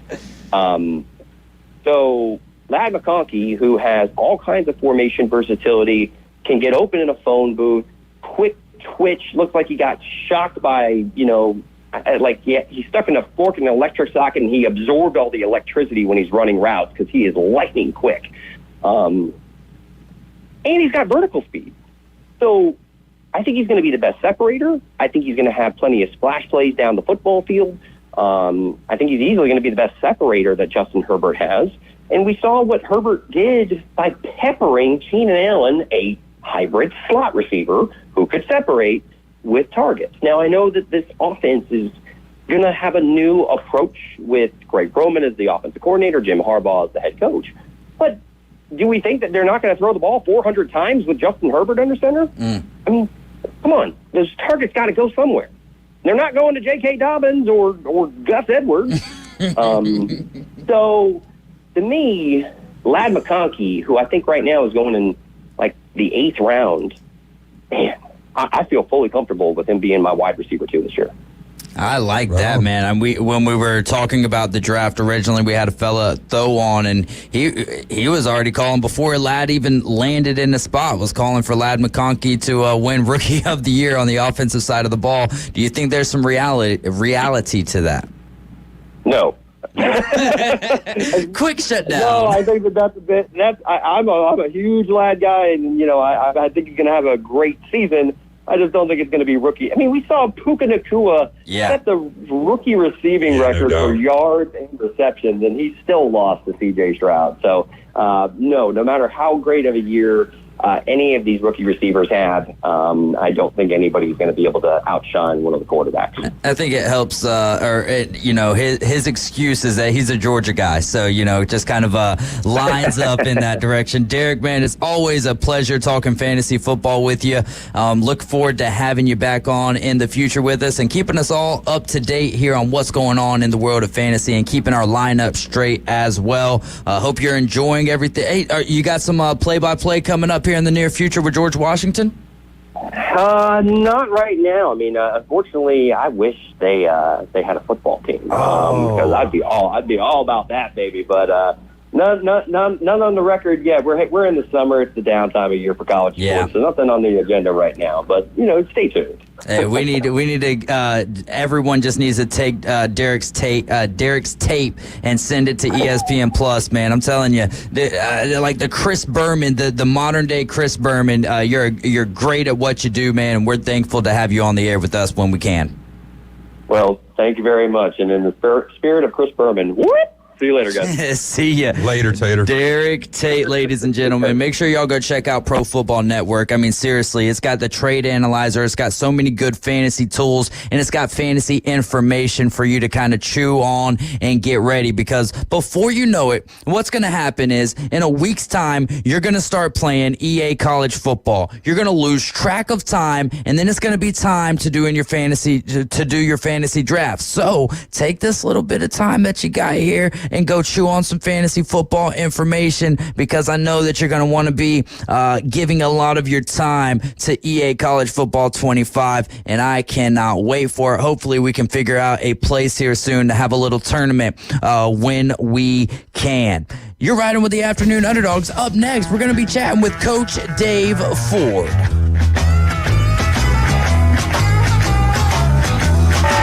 America's team plays here. And a rocket to right field. This thing is into orbit. The Atlanta Braves on ESPN Northwest Florida. Acuna, Ozzie, and Austin Riley lead the Braves' high-powered offense. Swung on, belted, deep right field. Get out of here, Ozzie. Home run. Ball game. The Atlanta Braves on ESPN Northwest Florida is sponsored by Brock's Pest Control. Store more portable buildings, reliable hydraulic solutions. Billberg Kia and Mid-South Lumber. Good evening. This is Joanna on ESPN Northwest Florida with Thursday's weather forecast. Mostly clear tonight with a low near 81 and a wind 5 to 10 miles per hour. Sunshine tomorrow morning, a light breeze and a temperature of 90. About the same in the afternoon and evening, around 91 with mostly sunshine. Sunny most of the day except a chance of thunderstorms in the afternoon and evening Saturday, and very warm around 90. This forecast is sponsored by Mid-South Lumber, the best little lumber yard in Panama City. Thank you for keeping that dial at ESPN Northwest Florida. rely on it. Are you tired of hearing 2 weeks when you call to get your boat worked on? Hey folks, it's Chris Kramer with Kramer Marine and Outdoor, and we'll get you in and back out on the water as quick as possible. We're a full-line Yamaha outboard dealer and Suzuki outboard dealer, and we have master-trained certified mechanics on site. So if it's just an annual service, electronics install, trolling motor install, or all the way up to a full repower, we can take care of you. So stop by and see us in the corner of Frankfurt and 23rd next to Bill Kramer GM, or call us at 850-851-0453. Are you looking for a place to take a leak? Do you have a truck, tractor, or other hydraulic equipment leaking or not performing as it should? At Reliable Hydraulic Solutions, we can get you back to work. Do you have a busted or leaking hose, hydraulic cylinder or pump needing repair? If competitive pricing and a quick turnaround are what matter to your business, come see us at Reliable Hydraulic Solutions, or you can give us a call at 850-326-3000. Reliable Hydraulic Solutions, 6840 Highway 77 in Southport, the best place in town to take a leak. Now back to the most dangerous afternoon show on terrestrial radio. It's dangerous. It's illegal in 5 states. The Afternoon Underdogs. 104.3 ESPN Northwest Florida. And we are back. This is the Afternoon Underdogs here on ESPN Northwest Florida. 104.3 here in Panama City, 101.9 in Port St. Joe. We're the Afternoon Underdogs. I'm David Hayes along with Caveman Rick. Fantasy football signups now open. If you want to play fantasy football with us, text your name and your email to 850-215-6290. PCB Hobby is where we're going to be holding the draft this year, August 25th. It is a live draft. So if you text in and ask like, well, can I do it from your computer? The answer is absolutely not. You have to be there in person. I'm wondering if we're going to have all of our champions representatives there. I have to reach out to all of those because it's been a while since I've heard from some of the guys there in the Champions League, but we will see what we can make happen. And you know how I do anyways. I'll draft for anyone. So, and a big shout out to Todd and Bill. Thank you guys so much for sharing your facilities with us and going to be welcome and like good hosts. So thanks a lot, guys. I think we're going to have to trade off a live show over there for them, which I enjoy doing that anyways. No problem. I'll be down. And it's a little bit easier with, once we get through. The one show we did there, like they weren't open too long. I mean, they got a lot more going on. It was kind of tight. They're bigger now. Yeah. So it was a good time doing it then. I can't imagine what it'd be like now, If your business would ever like us to have a little live show over there, you can text us at 850-215-6290 and we'll make it happen. But our next guest, Coach David Ford, man, he's got a list of things that he's done, but we'll keep it kind of shortened to right now what he's got going on. NFL game day communication staff with the Tampa Bay Buccaneers, been doing that for 3 years. Public affairs specialist with the Cherokee Federal Business Air Force contractor for 5 years now. And again, I mean, he's an author, he's a publisher, public school teacher, sports public recreation relations, sports journalism. He's an author, right? He had the book that we talked about the first time having him on, Show Up for You, a daily motivation for the grind called Life. He's edited a book that's been published, Soul Searching. Coach Dave Ford, what is going on, my man? What's up? What is going on, gentlemen? How are you doing this afternoon, my man? I'm blessed. Just still doing this thing, and like I told you before last time I was on, if you open your eyes, everything else is manageable. Yes, it is, man. And those are some words to chew on and to live by. So we talked just a brief moment there about your book, Show Up for You, the daily motivation for the grind called Life. And now you have 2 more books in the works. Tell us a little bit about those, Coach. Yeah, accidental 2 books at the same time. It turned out that it was going to be 1 book. I was shooting for less than 100 pages, but I kept writing. Next thing I knew, it was about 14,000 words, and I'm like, where am I going with this? And so I decided to split it up, and this was about 2 weeks ago, so it's been recent. And the longer you keep looking at something, if you're a writer, you just keep thinking of things to write. And so now I'm kind of getting frustrated at myself. I'm like, I got to get this done. You know, I've got to get this done to get it out there. And the first one that I'm leaning to get out is called What's Next. And it was influenced by a book that I read when I was 26 years old called The Quarter Life Crisis. And it was written by Alexandra Robbins and Abby Wellner. And as you can imagine, based on that math, quarter life, 25 years old, I think a lot of us can say safely and relate to we don't know where we're going at that age, a lot of us. And it doesn't matter how much you have planned. It doesn't matter how much work you've put in, how many goals you've set. It is highly probable that at the age of 25, you still haven't landed where you thought you were going to go.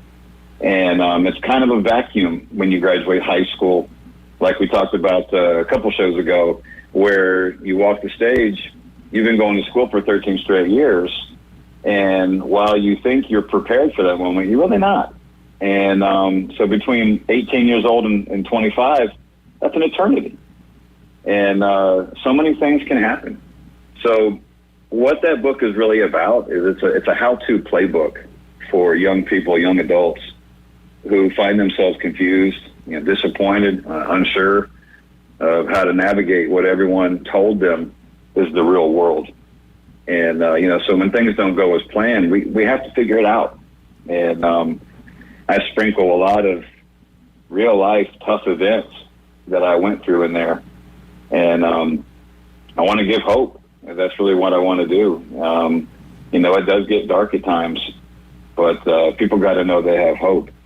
The other one real quick is called Anthills in the Outfield. Love this name, by the way. Love this name. Yeah, so I'll give you the backstory on that. Try to picture this in your mind. It's a very vivid memory for me when I was 7 years old, back in little Land O'Lakes, Florida, which back then was just a bunch of cow pastures and orange groves, both of which do not exist there anymore. And so it was always smelling, those orange blossoms. It was old school Florida, man, and I miss it so much. And it's my first year playing baseball. And I had a couple teammates who really weren't about the game. They were out there to play with the ants, with the many anthills that were in the tall grass, because back then leagues were not organized. They did not have manicured, beautiful golf grass that these kids are spoiled with these days. And I'm not going to lie, with this Callaway Sports Complex right over the fence next to me, I walk out there sometimes. And I envision what that would have been like for me as a young ball player, how much fun I would have had on that. So that's the origin of that title. And that whole book is basically a reflection, kind of a love letter to my hometown. And that's the place that I became an athlete, and that I discovered that was my identity. And that was the arena that I wanted to show the world my talents. And again, there's a lot of therapeutic stories in there, a lot of breakthroughs that I experienced growing up through sports and through impactful coaches that I had that helped shape the person I am today.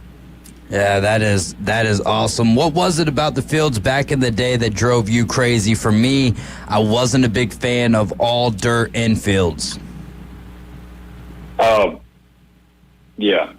I suffered many what we called strawberries. Yeah. I don't know if they still call them that strawberries, now. Raspberries, but yeah, same results. Yeah, lots of blood. Never bothered me, but the baseball pants we had, man, I tore through. I swear 2 or 3 pair in one season. My poor mom, my dad, when they were still together, they were scraping by to give me some pants, and they were telling me, "Hey, you're gonna have to stop sliding." And I'm like, "Oh, no, I don't roll like that." I go 100 miles an hour, but yeah, the hard clay, it not getting watered. I mean, just everything. I sound like an old man, like to get off my long guy when I tell stories about that. But these kids just don't know how good they have it with the groundskeepers now and these beautiful fields they get to go play on. And yeah, the clay was tough back then. Some of it was so dry that it would crack like the Sahara Desert, bro. Yeah. And again, the grass, you had no idea what you were stepping in out there. Sand spurs and all, baby. getting the best of both worlds, or could we say the worst of both worlds? But if sports do continue to trend in the right direction as they have been since we were growing up, then the same element for these kids these days, they'll look at kids in the future and be like, you guys have no idea what we had to go through. Because by that time, we're talking maybe 2045 or so, all of these kids could be playing in domes. You could have air-conditioned baseball in Florida.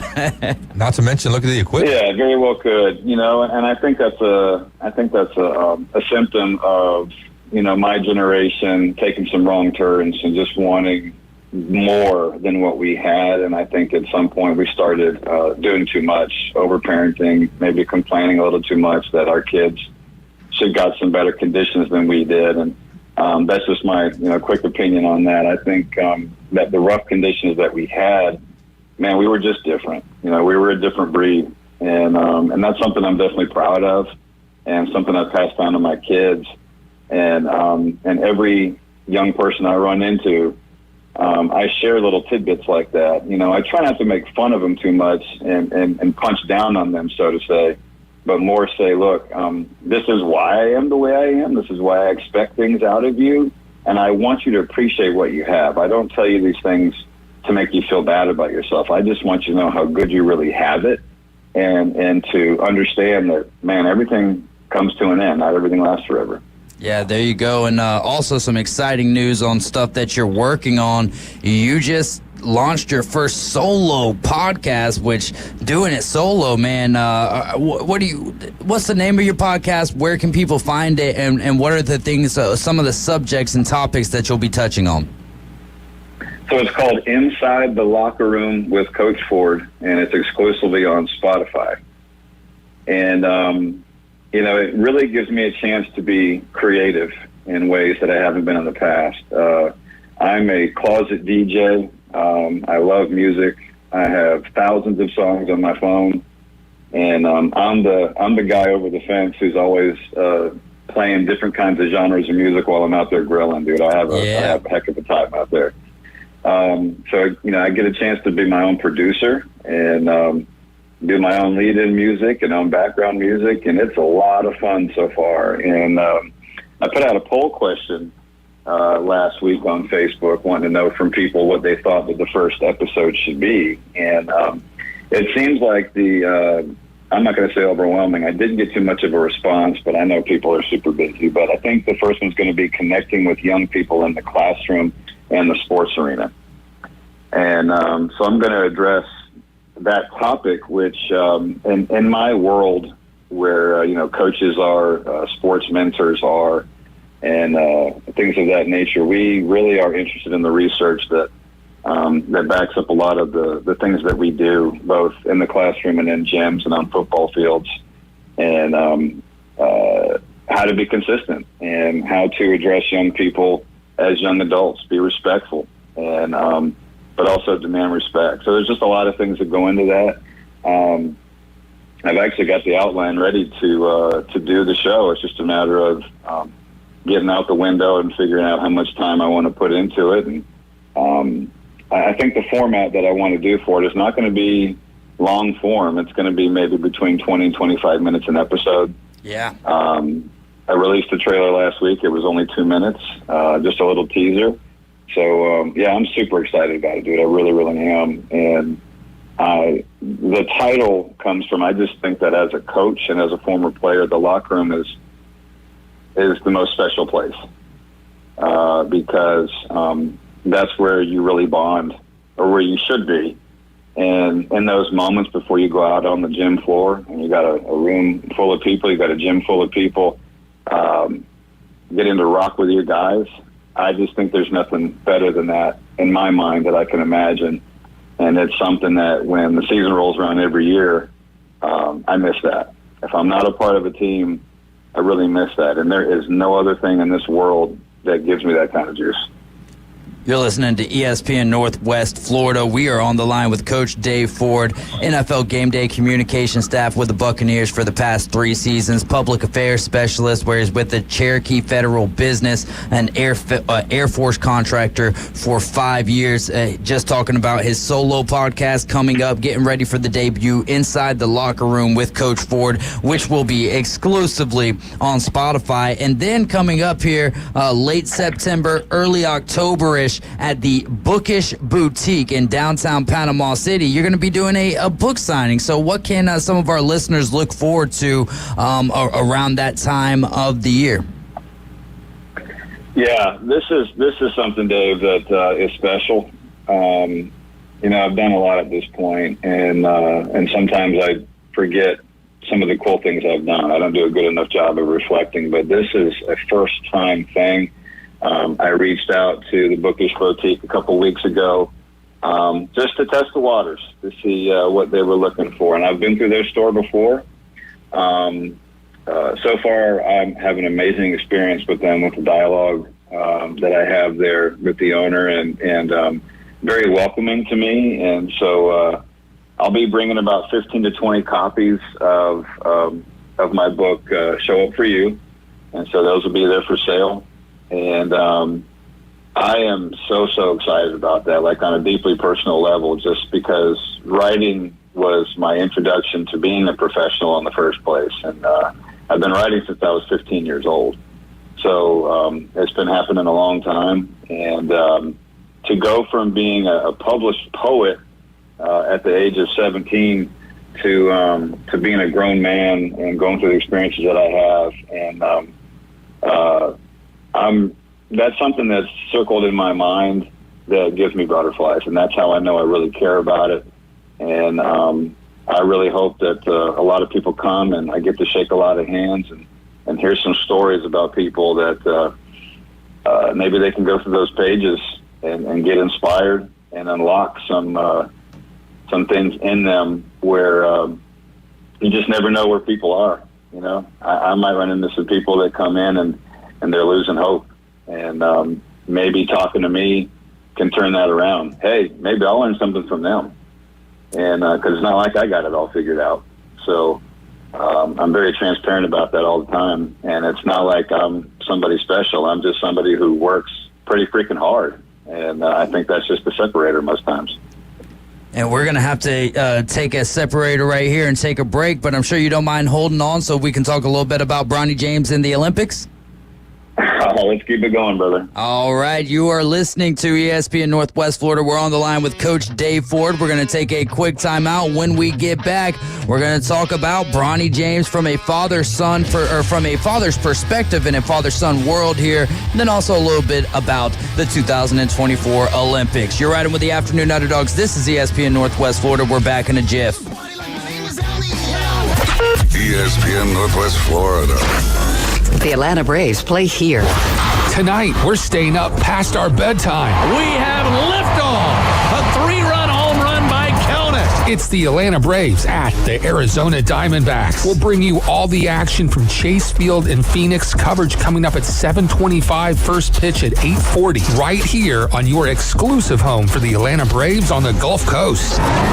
ESPN Northwest Florida.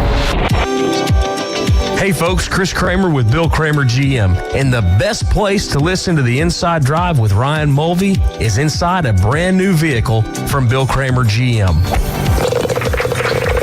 And I want you to know we've got 10 times the amount of inventory on the ground as we did this time last year, and darn near all of them are discounted. So shop us online at BillKramerGM.com or visit us the corner of Frankfurt and 23rd. We'll make it easy and take great care of you. It's time for a new kitchen from Kitchen Designs. Kitchen Designs in Panama City Beach and Santa Rosa Beach offers full-service cabinets, countertops, and flooring, plus cash and carry cabinets available the very next day. Kitchen Designs has been family-owned and operated for over 20 years. Visit their showroom at 7934 Front Beach Road and on Lynn Drive in Santa Rosa Beach. Or call Kitchen Designs, 850-775-4150. From the pros to the future pros, we're your home team station for home team sports. Now back to the Afternoon Underdogs. ESPN Northwest Florida.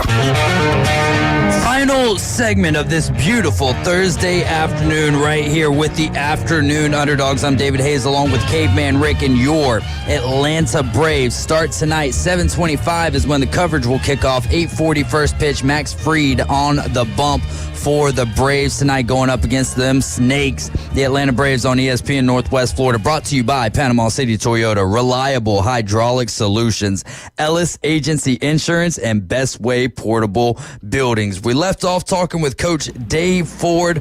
He is with the NFL. He is NFL Game Day Communication Staff for the Tampa Bay Buccaneers for the last 3 seasons. Also a public affairs specialist where he works with Cherokee Federal Business. He's an Air Force contractor for the last 5 years. Coach Ford, we want to talk about Bronny James here and the impact on the Lakers and the NBA. You've got 2 perspectives you want to dive into. Let's start with the perspective of a father-son duo. Yeah, absolutely. Look, Dave, this is easy. From a father-son perspective, I think it's a beautiful thing. And this is something that's not really talked about too much, that I haven't heard much from the talking heads, is that, I mean, who wouldn't want to play with their son? Yeah. If I got a chance to play with my son, oh my God, I would do anything. Like literally, I would do anything. I would move mountains to play just one game with my son in a pro arena. So from that, I plan on viewing this from that lens for at least a little bit. And to be fair, the flip side of that, from a business perspective, I think it's potentially fatal for the Lakers. And the reason I say that, look, there's a lot of things going on here, and this is where I go into coach mode as far as locker room morale. I mean, how in the world do these other guys feel about this? Yes, we've heard a lot about nepotism. Yes, it is rampant. I know this for a fact inside the sports industry. I've seen it. There is a lot of entitlement that goes on, and I think this is really destructive for the locker room from a fan's perspective. I've heard a lot of fans' perspectives in call-in radio shows like the Dan Patrick Show, which I listen to every day, and you just have a lot of fans who are pretty upset about this move, and they still don't even consider LeBron James a real Laker. They are still hung over on Kobe Bryant, and you have the social point of view from just false expectations for a lot of little kids out there who look up to their fathers the way Bryant looks up to his dad, and they may think this is like a real possibility. Like, this is a one-off. We're legitimately never going to see this ever again. And so I think that there's a lot to look at here. And the back end of that is, how does the first-round draft pick Dalton Knecht out of Tennessee, how does he feel about all this? He's not getting any pub at all.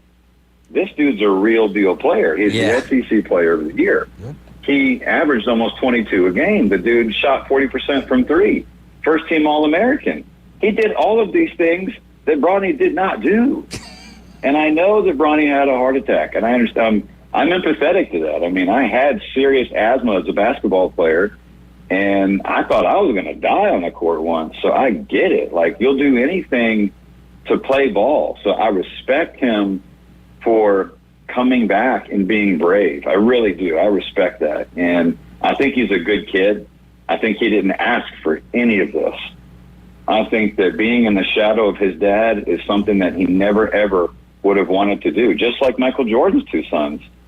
They got just lost in his shadow, and they were very unsuccessful in the college game. One of them bottomed out at UCF. So it's tough, you know, and I don't want to sound like a hater, because I'm definitely not. People talk about Ken Griffey Jr. and his dad. That was completely different. His dad was just... That was organic. That wasn't scripted. Exactly. That wasn't it was scripted. Organic. Baseball is such a different process.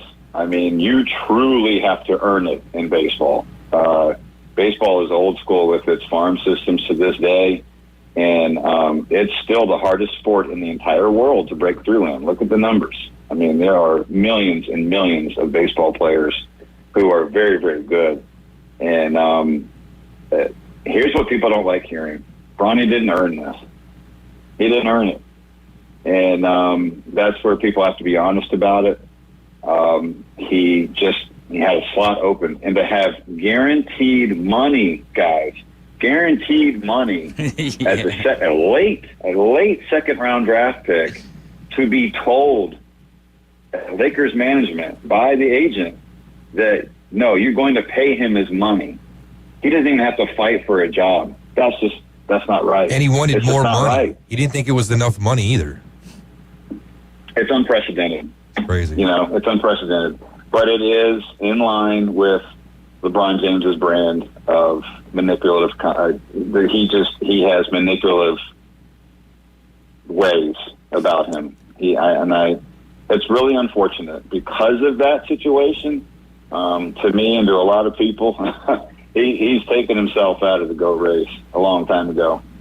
If the dude didn't, and I've said this to you, I've said this to a lot of people. In fact, I had a conversation with this young man right now who I really like. Has turned into a really good basketball player.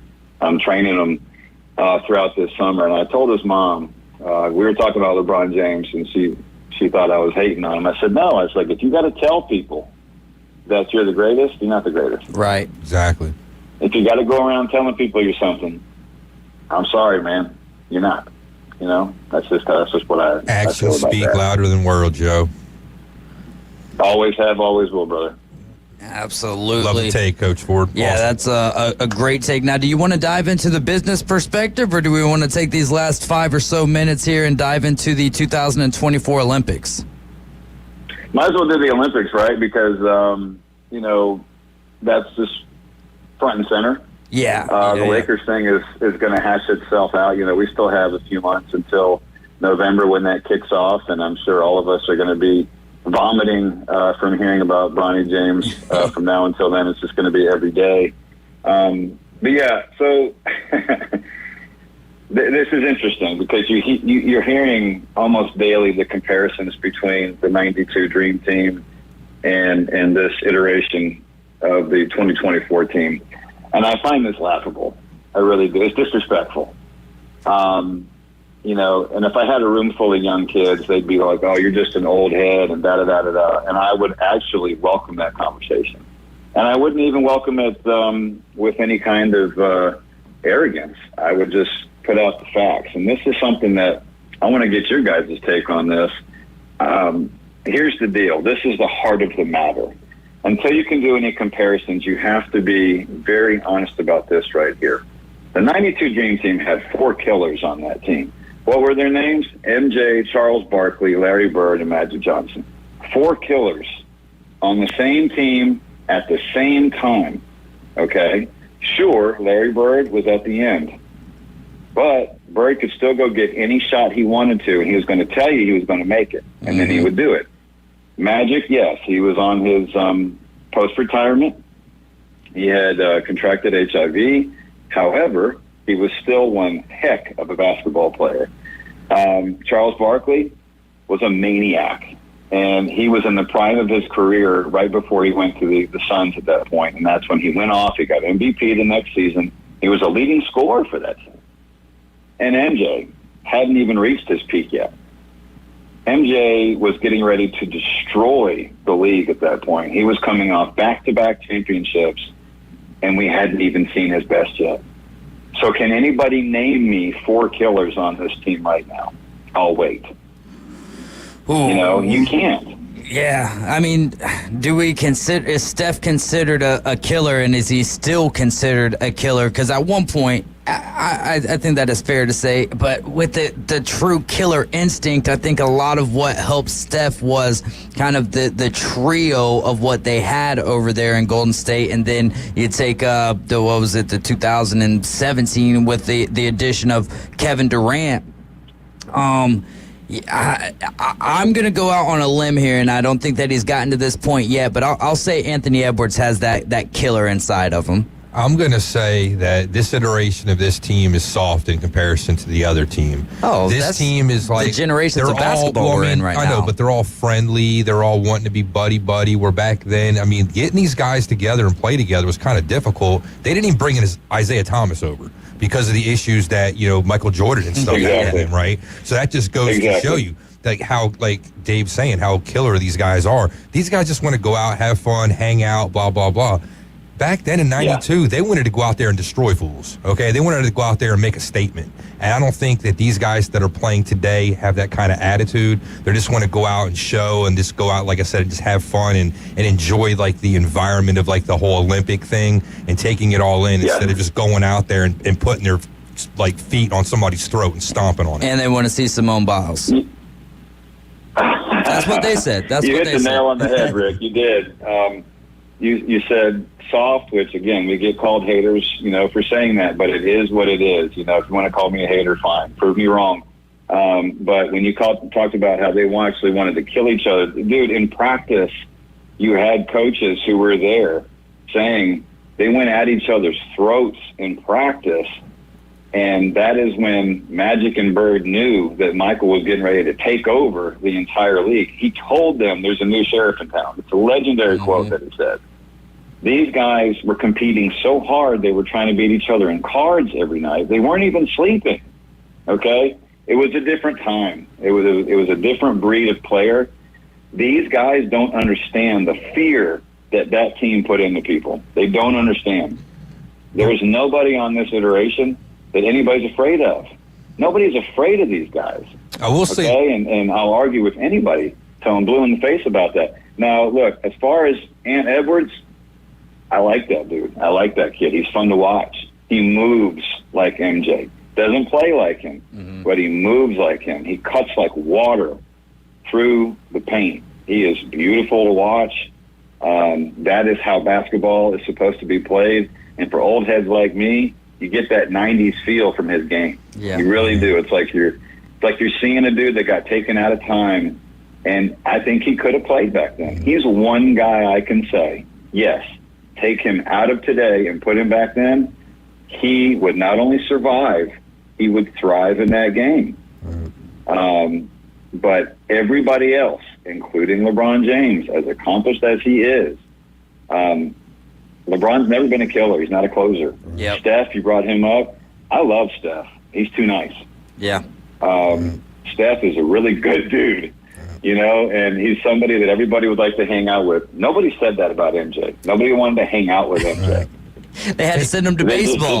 And hey, the rest of the world, this is tougher for this iteration. The rest of the world is caught up to the USA in basketball. Right. It's not like it was in 92 as well. Because of who? Because of that dream team. Yes. Yeah. That's what we're seeing now. They laid that groundwork. They beat the crap out of everybody so badly that they wanted to take pictures of them and hugs and autographs afterwards. So now you're seeing all these years later, yes, that team woke up the world. And now the world is not only staring the U.S. in the face, guys, they're not afraid of us anymore. Right. They're really not. And they play a better brand of team basketball. Better fundamentals overseas than that we have here. Better fundamentals. Absolutely. How important is this? We've got 30 seconds. How important is this Olympics for Team USA basketball? It's always important. Where I do feel bad for this team is that they lose either way. What do I mean by that? Well, if you win the gold medal, okay, guys, you were supposed to. You don't get credit for that. If you lose, we're going to berate you, and you're going to go down in infamy for it. So what these guys have to do is really take this extremely seriously, even more so than they do the NBA games. They have to understand this is our game. Yep. This is our game. You always have to protect that. Just like the British protect soccer. Yep. Right? You can't get them to stop talking about how they pined for 1966, which was the last time and the only time they won a World Cup. Coach, we're going to have to pick up on this sometime next week, though, and I would love to continue the conversation. We are out of time. Thanks so much for giving us some of your time. You take care, and we'll be looking forward to Inside the Locker Room with Coach Ford exclusively on Spotify. Take care, Coach. Have a great day. Appreciate it. Guys, thank you so much. Coach James Hale Show is going to be live at 7. Inside Drive back at 11. We'll be back tomorrow at 4. Just remember, Jesus loves you, so do I. You'll have a great night. Be safe out there. Braves up at 7:25.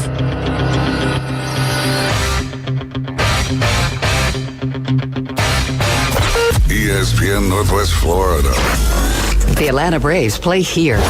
Tonight, we're staying up past our bedtime. We have liftoff. A 3-run home run by Count It. It's the Atlanta Braves at the Arizona Diamondbacks. We'll bring you all the action from Chase Field in Phoenix. Coverage coming up at 7:25. First pitch at 8:40. Right here on your exclusive home for the Atlanta Braves on the Gulf Coast. ESPN Northwest Florida. Good evening. This is Joanna on ESPN Northwest Florida with Thursday's weather forecast. Mostly clear tonight with a low near 81 and a wind 5 to 10 miles per hour. Sunshine tomorrow morning, a light breeze and a temperature of 90. About the same in the afternoon and evening around 91 with mostly sunshine. Sunny most of the day except a chance of thunderstorms in the afternoon and evening Saturday and very warm around 90. This forecast is sponsored by Mid-South Lumber, the best little lumberyard in Panama City. Thank you for keeping that dial at ESPN Northwest Florida. Rely on it. Bestway Portable Buildings has been your portable building specialist since 1989. Before you invest your hard-earned money someplace else, owner Jason Mulder invites you to stop by Bestway and get a quote on